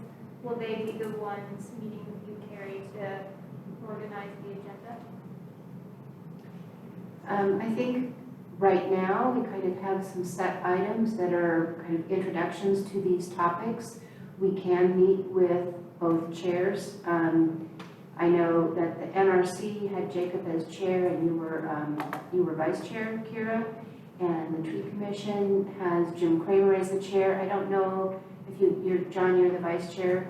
So we wouldn't want to have 4 of us meet necessarily, but I think the vice chairs could pass information along to the chairs. And then there's a number of different ways that we could address this. And I think we'll have a further discussion about it. But I think the staff recommendation was to kind of get ourselves established and get some footing before we start talking about election of new chairs or who it might be. So one idea was to alternate between the former NRC chair and the former Tree Commission chair. I'm not sure, I think that Jacob and Jim had some conversations about that. I'm not sure where that stands, but I think that some of this can evolve. I don't think that we need to decide that tonight, but we can certainly have some discussions. And it seems to me that the best thing is for the vice chairs to pass along recommendations to perhaps both of the chairs.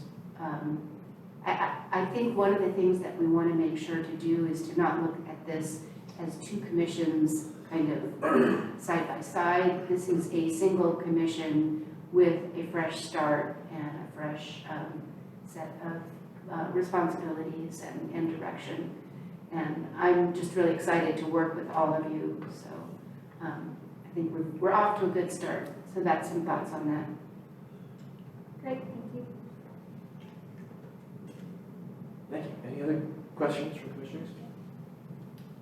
I'm totally going to throw out an idea, and that's just that the handbook, as I remember it, calls for elections for the chairs, and that it would be good form to have elections even if we elect the same people, just as a, so that we're doing business in an appropriate way, and that might be on the agenda at the next meeting.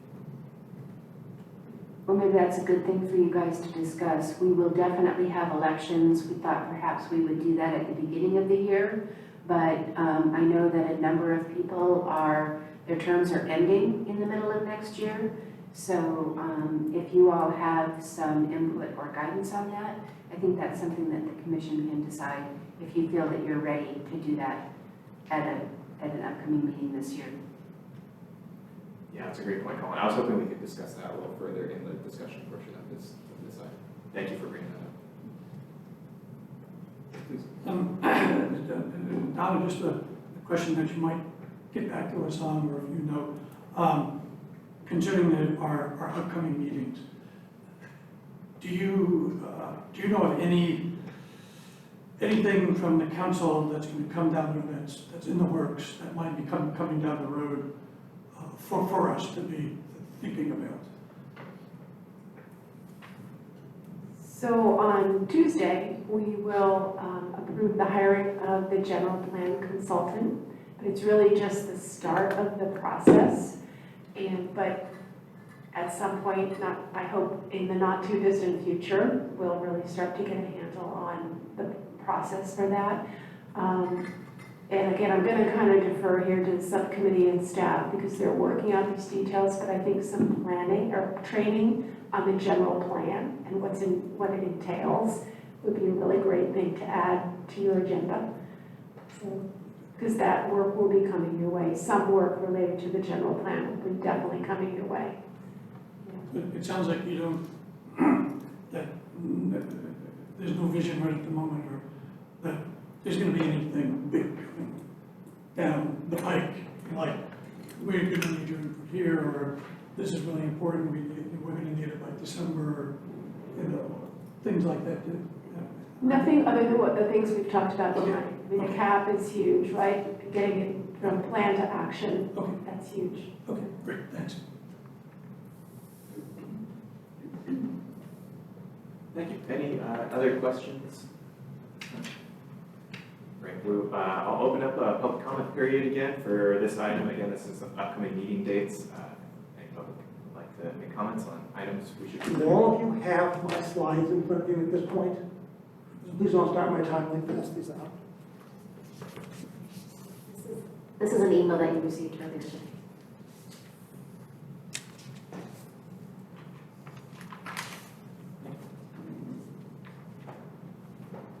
Thank you.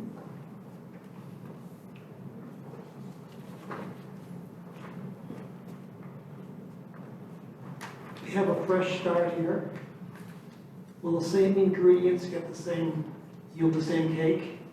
If our goal is to increase public participation, I urge you to put on your agenda item how you can expand public participation in your meetings. The over-formality of the Brown Act is a constraint.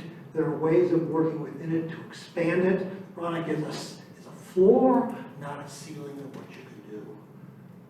I think this is really important. If your goal and council's goal is to increase public participation, I'd suggest first look at whether this is really the best format. Maybe a round table with more collegiality and less formality might help. Make people more or less intimidated coming up and speaking. I obviously have lots of posts about it, other people don't. So I made a number of recommendations here on page 4, including you're taking control of the agenda. There's your flexibility in terms of letting people with expertise and knowledge have extra time, make slide presentations, allowing conversations between the audience and the board, which I have seen over my last 12 years, a lot of control and stifling and over-formality in this thing. I don't think it works toward public participation and making it collaborative. I think a robust discussion would be really helpful. I urge you to put that on the agenda next time. So you set the culture, you change the things right now. This is your opportunity. You have a first chance to do this. So you have the first time to do everything. So this is your chance to do this thing. Take back control, open up the process, be more collaborative with the public. Staff dominates these sessions, especially these when staff faces you. You don't even face yourself. I think you need to look at how you can change the room, change the rules, change the head to really engage the public. I know I'm very here, but you want more people in the room. And I think thinking about some rules here that be much more friendly to the public, I think would be helpful. And I think the first step is put this on Zoom so everybody has access to this thing. We have fewer commissions. Staff managed to do it before during Zoom for all these additional commissions. I think that's one of the first recommendations. Put this back on Zoom. It allows you to comment if you really want more public participation. Thank you for your consideration. Thanks for volunteering your good work. Put it on your agenda for next time. That's our recommendation. Thank you for your comment. I'm not seeing any other public commenters on this item, so I'll close the public comment period and open it up to discussion. If you all don't mind, I do have just some items, if you don't mind me starting this discussion off, since I've been teasing this the whole meeting. So looking at our upcoming meetings, we're taking kind of an approach of, it looks like, or we have the opportunity to take the approach of like focusing on the subject area, first the climate action plan, then the state of the urban forest, which will really help all of us get on the same page about some of the subject area. That November meeting, we don't have anything on that agenda right now. We should also talk about if we want to reschedule that, but that could be a really great time to cover the third topic that's a focus for us, which is environmental justice. I think that would also be a great time to talk about some other items that we've discussed today, which would be meeting procedures, encouraging public participation, and those chair, vice chair elections.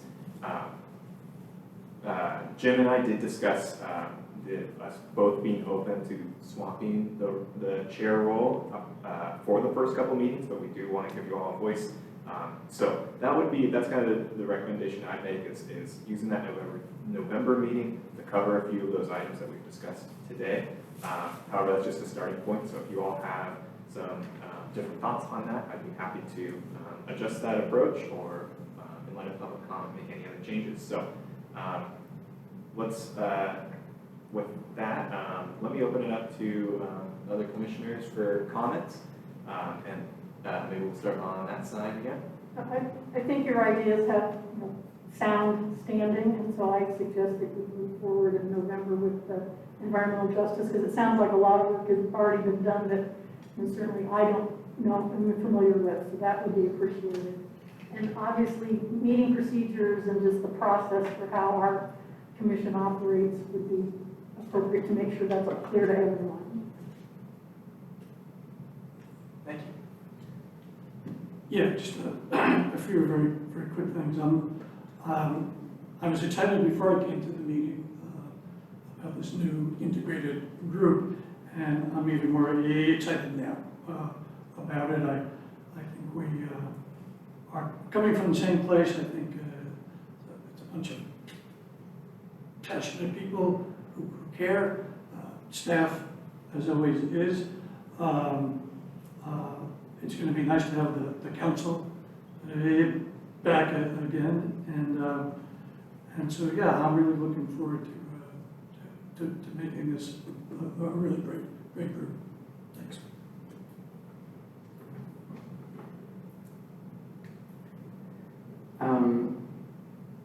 I think I have potentially 3 possible agenda items. Not sure exactly yet, but one suggestion that I have is an agenda item which can help bring closure to the previous committees so that we can move forward as one committee.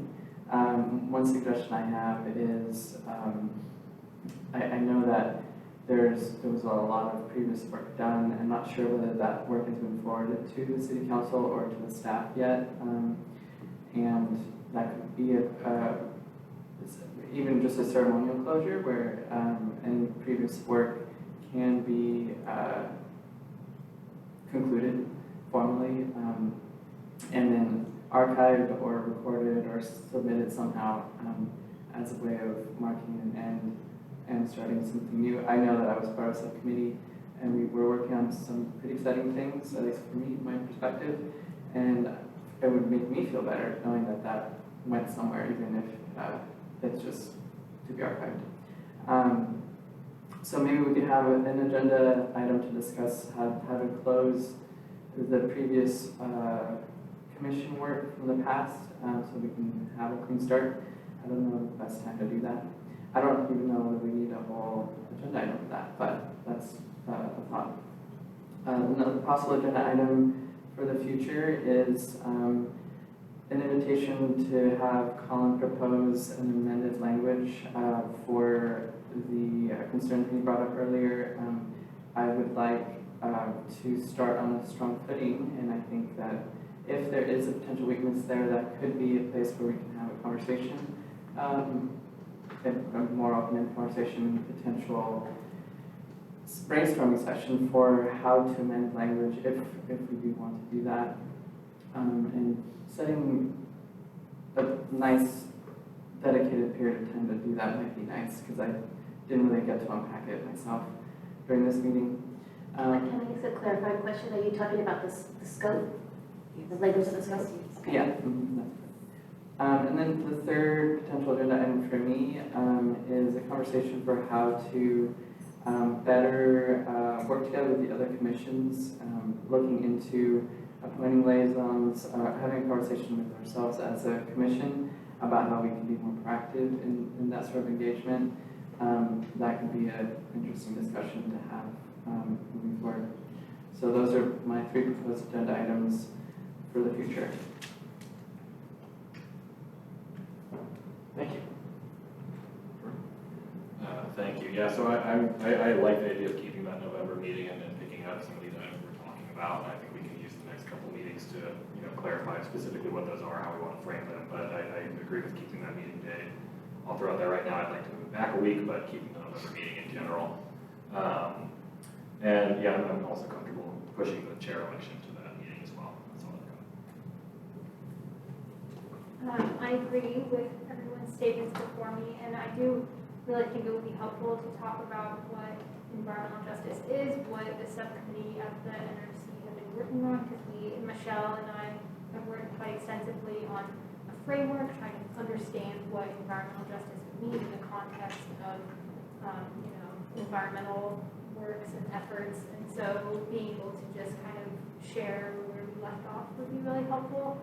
And something that I just think would be great as a future agenda item would be either a presenter or, an authority on this matter to give us a presentation about what environmental justice is in the city of Davis to them, what efforts are already going on in the city that we should be aware of. This is something that not everyone is going to be intimately familiar with, especially because we're coming into this new commission, and so I really want everyone to feel comfortable with what that means, what the terms are, and how to kind of use that to our benefit. So that's just something that I have felt strongly about, I think, this entire time, and I'd really love to do that. Thank you. And Colin. I'm totally with you.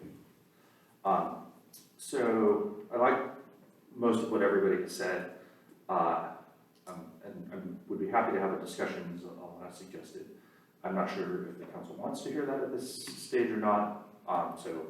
But if they were interested, then, and it were something that might bear fruit, I'd be more interested than if it were a dead letter, The item that comes to my mind, so on the tree commission, a large amount of our work was done in subcommittees. And so I think we should have an agenda item just to discuss potential subcommittees and start working towards assigning some outside of the meeting work roles so we can get started on that. I guess I'm a little concerned, we at the tree commission, we missed some meetings, and for quorum, meetings were canceled for other reasons. I mean, across the board, actually, the city had really a dearth of commission meetings this year so far. So it's not just the tree commission. And, we didn't have a meeting last month. We won't have a meeting in December. So already we're going from 11 meetings to 10 meetings. So I want to make sure that we're able to get the work done, because we have a pretty significant volume of scope between the CAP and the Urban Forest Management Plan and the utilities. I mean, that's a big assignment. So, even some committees could model after the bullets of what was put forward by the council, just as an idea. It needs more discussion, but I think that should be on the agenda to start talking about how we're going to break apart the work and work, in smaller groups. To talk about the idea of elections. So elections, and first let me say, Jordan, thank you so much for sharing the meeting tonight. You've done a really great job. And, I want to recognize that, it's not a small thing. This is the first meeting of a brand new commission. There's people here you've never met before tonight, although I do remember you as the liaison, and your input was really helpful with the Urban Forest Management Plan. And so, thank you for taking on the role, and I think you've done a great job. I do think that it would be a good idea, just for legitimacy purposes, to elect our chairs as soon as possible, so that, you know, we endorse, you know, Dia Jordan, which is, Jacob. you see? And I have the same issue, right, with names, my apologies. So, to endorse and give the legitimacy to that we, you know, we all agree that we want you, you know, obviously I can't nominate you here because this isn't the right venue and the right time in the meeting, but we should do that at our very next meeting so that you go forward with, you know, full support, or, you know, whoever is picked, but I've kind of led on to what my thoughts are prematurely, would be a good idea, just for legitimacy purposes. That's all I have to say. Thank you. Thank you, and no problem about mixing up names, because I called John and Jim like an hour ago, so I have a feeling. Yeah, I'm gonna get back to you. Well, commissioners, how do you all feel about, I particularly like to pick up Colin's point there too, about the timing of elections. And feel free to just kind of chime in too, I won't call on you. Yeah, well, for me, I think the sooner the better. I think the next one, maybe have Jim chair, so we get to experience you and Jim, you know, both. And then the meeting after that, have a vote. And we can move on, so that the idea to me of splitting every other one, you know, it's nice to get used to how a chair works and how a chair runs a meeting and what comes here, what comes there, so we're not interrupting. We just get to know the pattern of the meeting. So to switch back and forth, I think, for me, would be just disruptive. So if we could just have that vote after Jim does his turn, and then do it ASAP. To say I agree, just because not everyone is present tonight, so it would be nice to kind of get a feel of everyone and how everyone's feeling on the commission before we vote.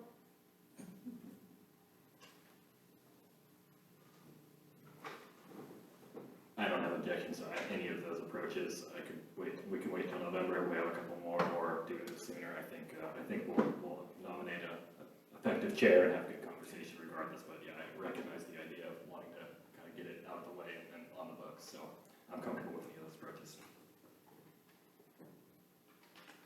And Alana and Ann, can I ask for your opinions on when you'd like to do the timing here?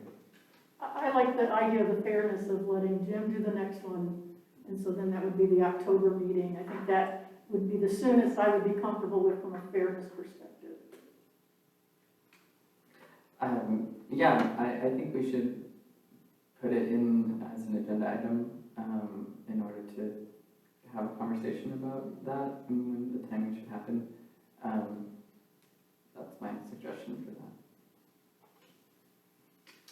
So perhaps we could do it at the end of the next meeting. Then there would be the opportunity to have the experience, and we would still be able to do it soon. And then I would also throw out, if people think, and I'm comfortable with doing a regular term, just to put that out there. But if people thought that they wanted a shorter term, that would be another thing we could consider. And maybe you want a shorter term if you were to be the chair. I don't know. But you know, there's the options of what it could look like too. Just a couple thoughts.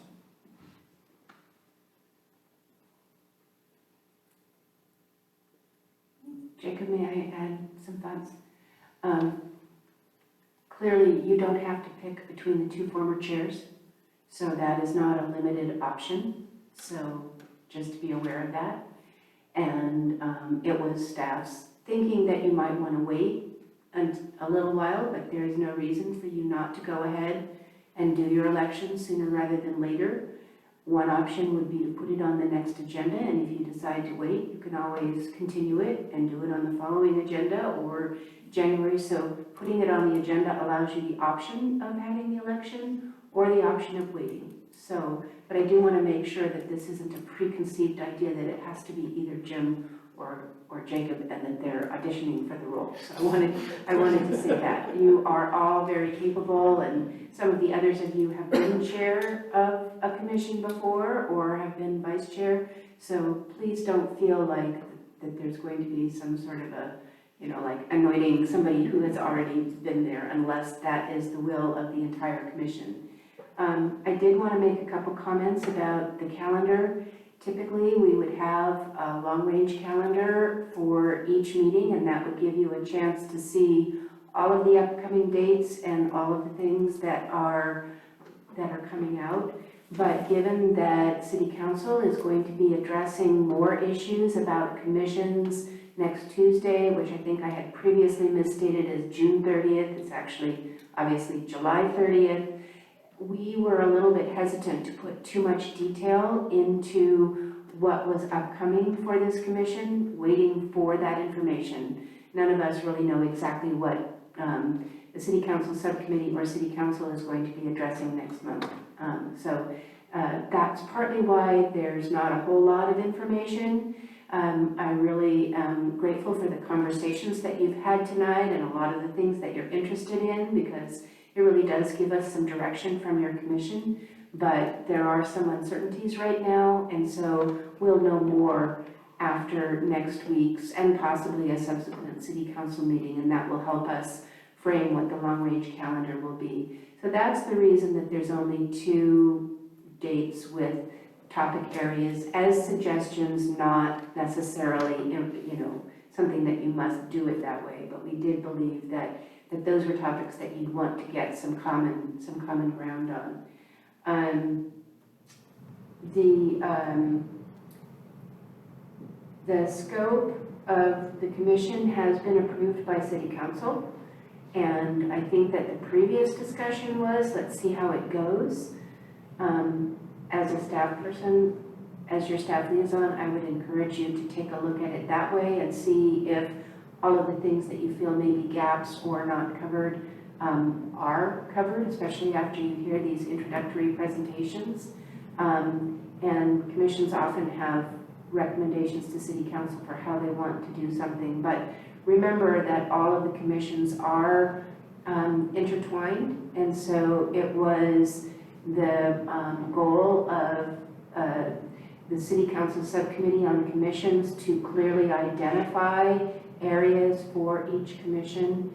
And I think when we talk about the CAP, we'll talk about why some of the actions in the CAP are very, very important. Even though transportation is our biggest GHG emitter, there are some components really that can be dealt with by a commission like this, including some of the priorities and how we approach those things. So I just wanted to comment on that. And I think that was all. I just wanted to again say how much I appreciate your conversations, and as your staff liaison, wanting to be open to where you want to go within the framework that is provided to you by City Council. So I think some of the other staff and Donna here may want to add something to that. Thank you, but I actually don't have anything to add, so I'm looking forward to your work. Thank you for those notes. Mr. Chair, can I just ask one question before we leave? Sure. Leave this topic. So Zoe, just so that this doesn't fall through the cracks, Alan mentioned 2 things about how public participation could be expanded. That's one of the goals that the council has been given us, and I think it's great. The 2 things that I heard him mention was, 1, being able to show the slides and the meeting and get more information out. And number 2, perhaps the Zoom. And when we did Zoom, I was there for the whole Zoom as well. And it was tough. Colin was chair. How we did it, I don't know. But we had a lot, significantly more participants when we did Zoom. I mean, if we had 1, we may have had, 6, 7 participants. It was, if we got 7 participants here, we'd all be amazed. And so I know there are rules, and I know there are regulations, and I know things have been said, but if I could ask you guys, if you could sort of maybe just poke that bear a little more and find out about whether we can really do that, because that would actually meet the needs and the requests of the council. So if you could just look, maybe just ask a little If you're asking stronger or whether politely. council did have a discussion about whether we were going to do hybrid meetings, that is what it would require. And the answer was we were not going to do hybrid meetings. So that was a discussion that council had. It's not that it can't be revisited again in the past, but it's another process, it's another software, it's more staff time, it's just more. So and that's that pretty was- much a done deal at this time. It's not. At this At this time, we are following some of potential changes that might be happening at the state level that might give us some more flexibility. Right now, the law does require that you have a full hybrid meeting. You can't do a Zoom only, so we would have to have all of the members actually be here, staff would have to be here, and then we'd have to do another separate meeting that is hybrid on top of that. So it would be more process, it would be more, it's not that there aren't cities that are doing it, it was just a trade-off, and council had that discussion, and they did make a decision not to go forward with that process. Thanks. I was just gonna add to that too, I'm on the legislative subcommittee for council, there's a bill that we are following that would have provided a lot more flexibility for advisory bodies, legislative bodies, but it's not moving, it's not, and it's not unusual, I'll say a little more than maybe I should here, but the common opposition to these bills that provide more flexibility is often the media, newspaper industry, et cetera. They come out and oppose these bills because they assume that they're limiting transparency. And it's unfortunate because they actually, as you pointed out, a lot of the flexibility increased public participation. So if I could just ask a technical question. Right now, you could watch the city council on television. Can you use that same type of technology for commission meetings? Or especially the It's ones quite here? a bit more Is it? staff time. Okay. And it is a whole other staff person and a staff function. It's there's a video technician that works the entire meeting, and it's all of the cameras that are built in to the room. And so right now what we have for commissions, this was the compromise, is that we do have the commission meetings are recorded. It's with the one owl device rather than the full capabilities of the room with a video technician. It's a full other staff person. So what I'm understanding is you guys might be in favor of it, but because of the cost and because of legislative hurdles, it's just not a feasible.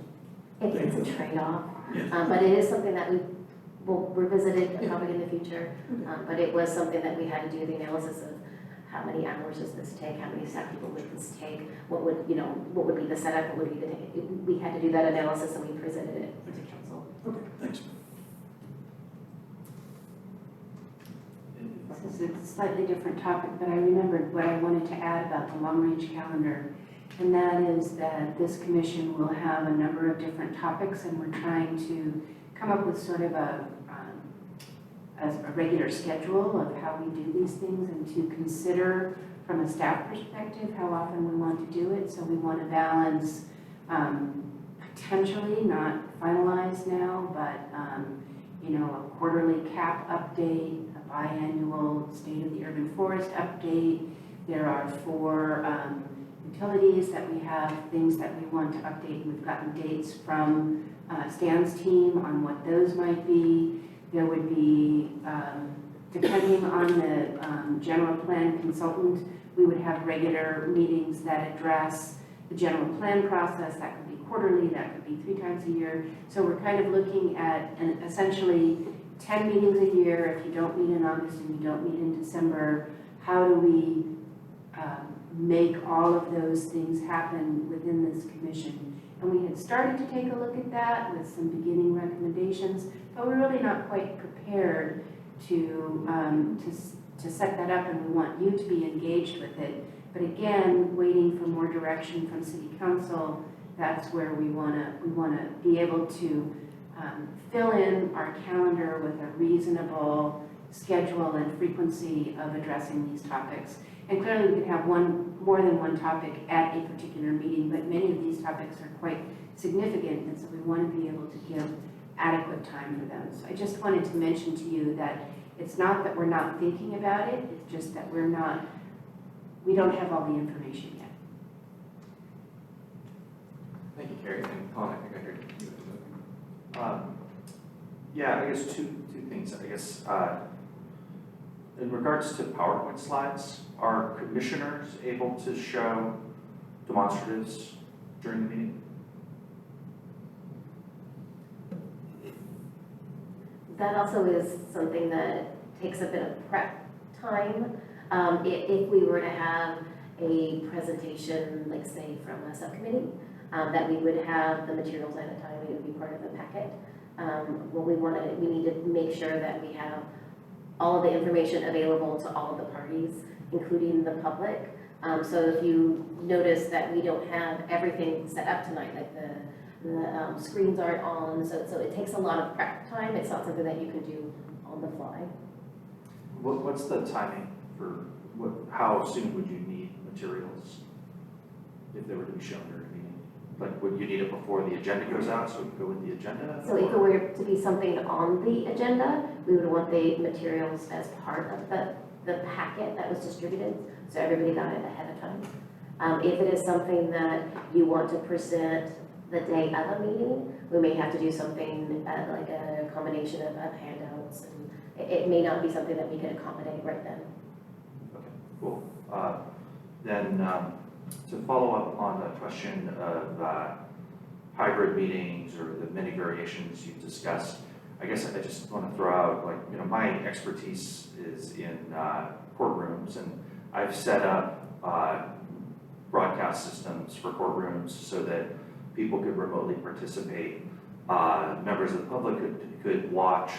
And so I'm very aware of like the technology and the time that goes into it. And it's actually not hard, and it's actually pretty minimal. I represent to you like as an expert in the area. Colin, are you volunteering to assist 12 commissions on doing that? I could certainly, would you like me to assist 12 commissions? That was a fairly tongue-in-cheek question, but it does have to be consistent across all of the different commissions, so. I'd be happy to help staff, to train staff if that would be helpful. Actually, Yeah. council has made a decision on Okay. this, but we are getting slightly on the agenda topic.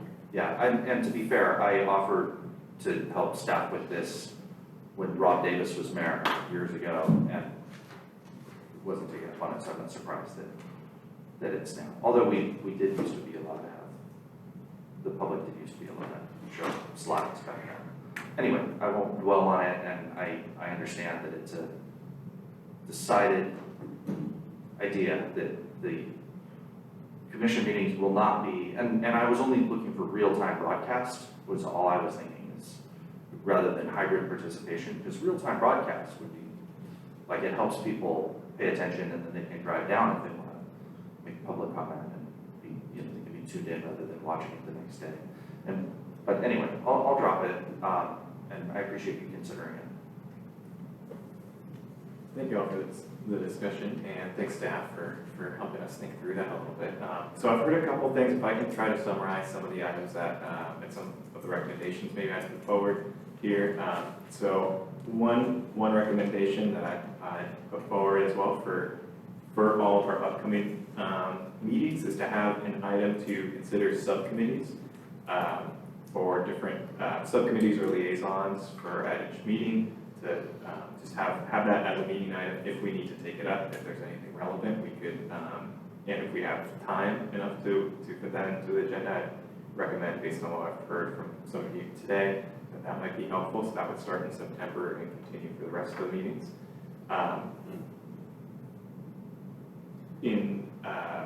We could also, unless, I need to ask a clarifying question. So when you create a subcommittee, it has to be task-specific, time-limited, so you do it when you're having your discussion and you see the need, that's when you create the subcommittee. So we don't want to create something that is an ongoing subject matter that you have for months and months and months with the same people. That then becomes a standing subcommittee, which is a Brad Act meeting. So we just want to be really careful. We're trying to reset some of these things. And when you have a need for subcommittee, that's when you create the subcommittee. Thank you, the clarification that you can create that on the fly, I think is what I needed to hear. So you can strike that, so we won't need to do that, because at any time that we feel that that is necessary, we will be able to do that. So thank you so much for that clarification. So we don't need to worry about that, but we all have the ability, and Colin, as you mentioned, if we do feel like we need one, we have the ability to create that, for instance, for each.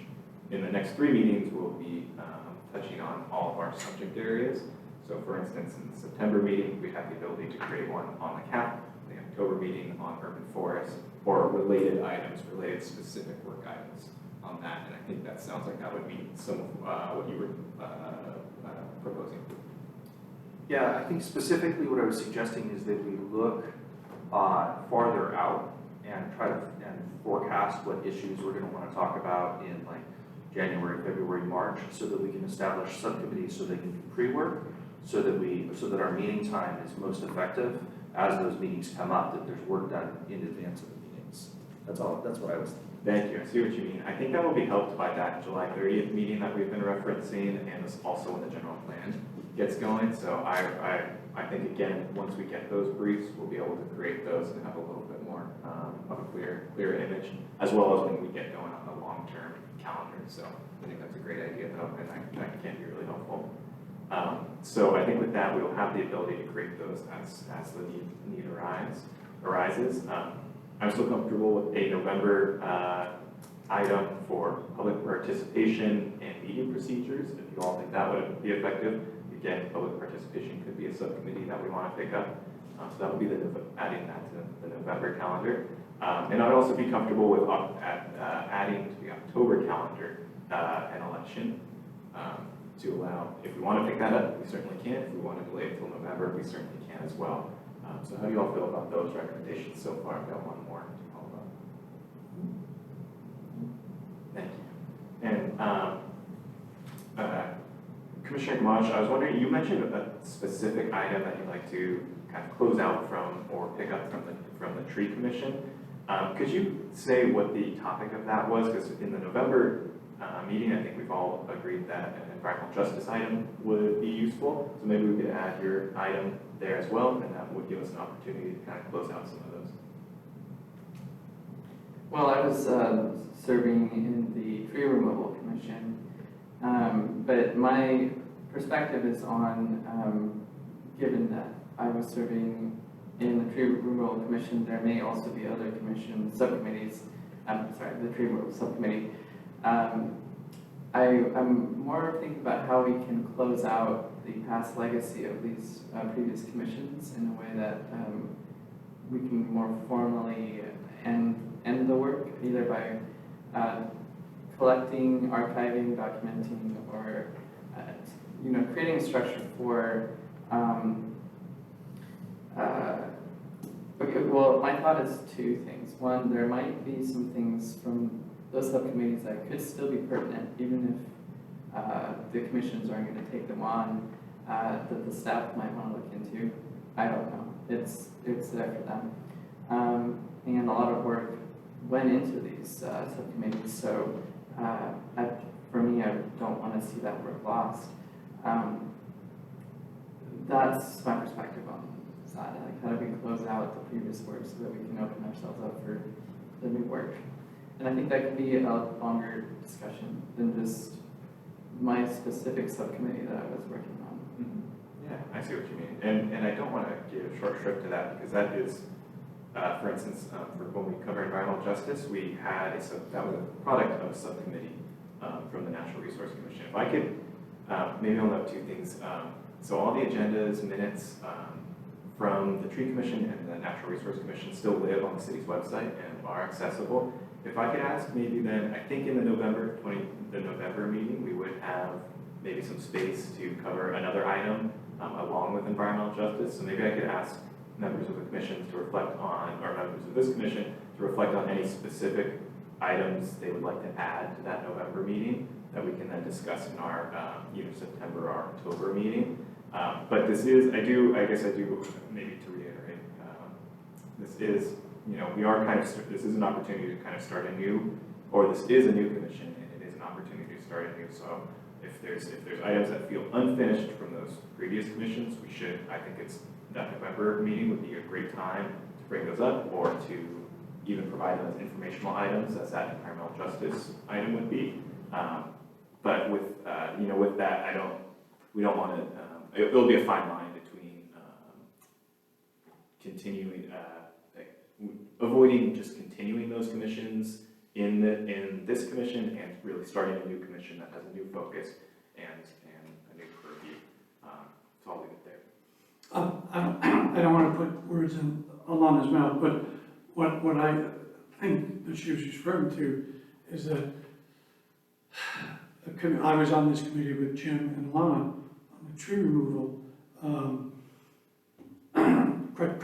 criteria.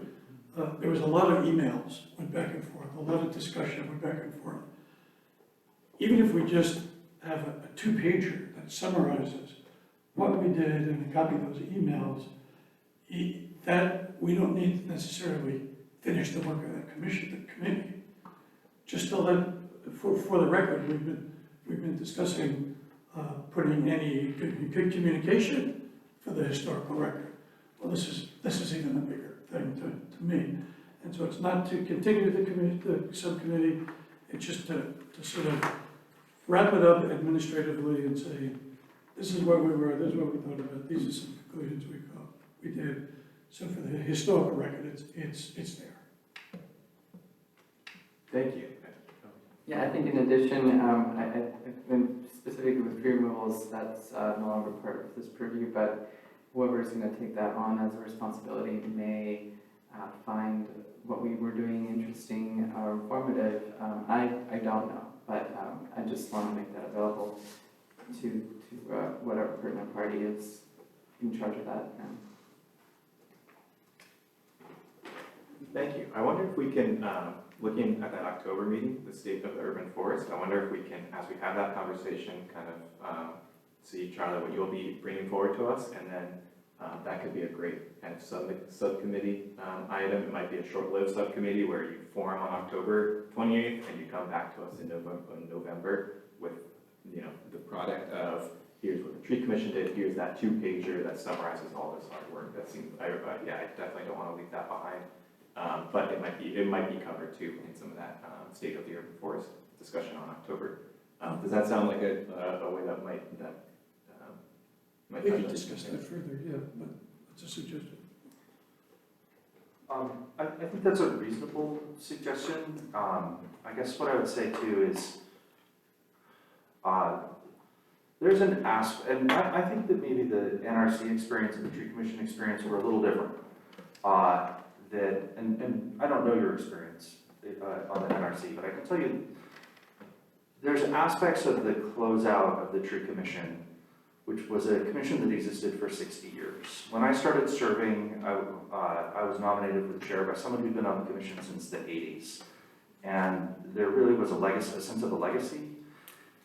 And no council members said thank you. They said, some council members were nicer, for sure. But other council members, the liaison didn't show up to a meeting for a year and a half. He went over to his friend's house and looked at the tree and then talked about it at the council meeting, but he didn't come to overrule the tree commission, but he didn't talk to the tree commission about it. And the subcommittee, met with one member of the commission, but I didn't talk to long-serving members. And, there's a sense of hurt, I think, within, at least that I know I have, and I have friends that have it that I've talked about, probably talked about it less with members of the commission.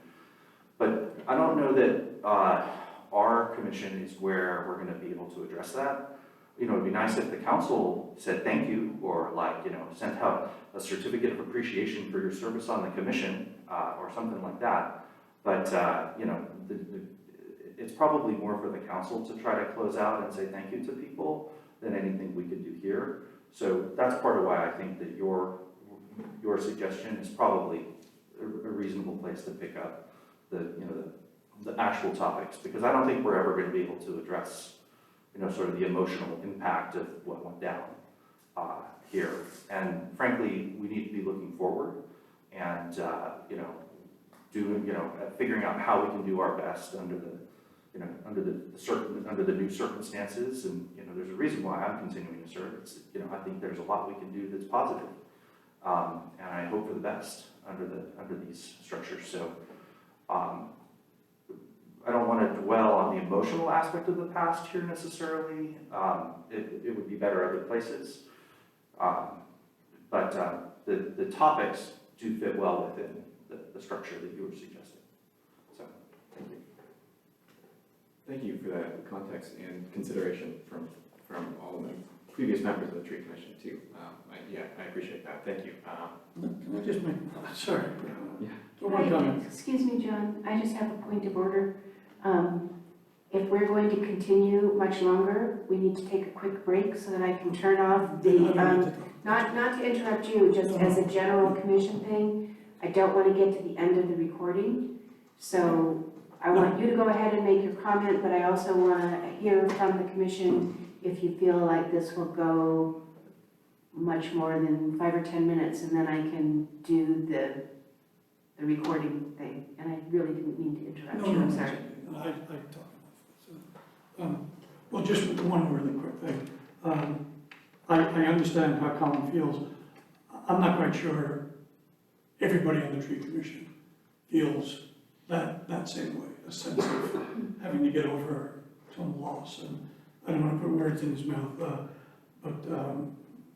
so I just don't want to give staff and residents present the feeling that sort of we come in with it, that all of us, that any of us come in with a chip on the shoulder. So now is now, then is then, now is now. We're moving on.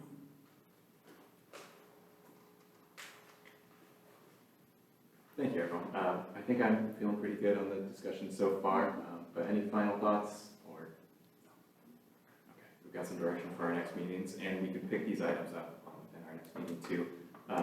But I think with that, then we can call for adjournment. I don't think we have any other, do we need to vote on that? I'm sorry. We can just adjourn, and I can hit the gavel. All right, everybody. Thank you. Well done. Thank you all so much. You just waited that gavel. I was.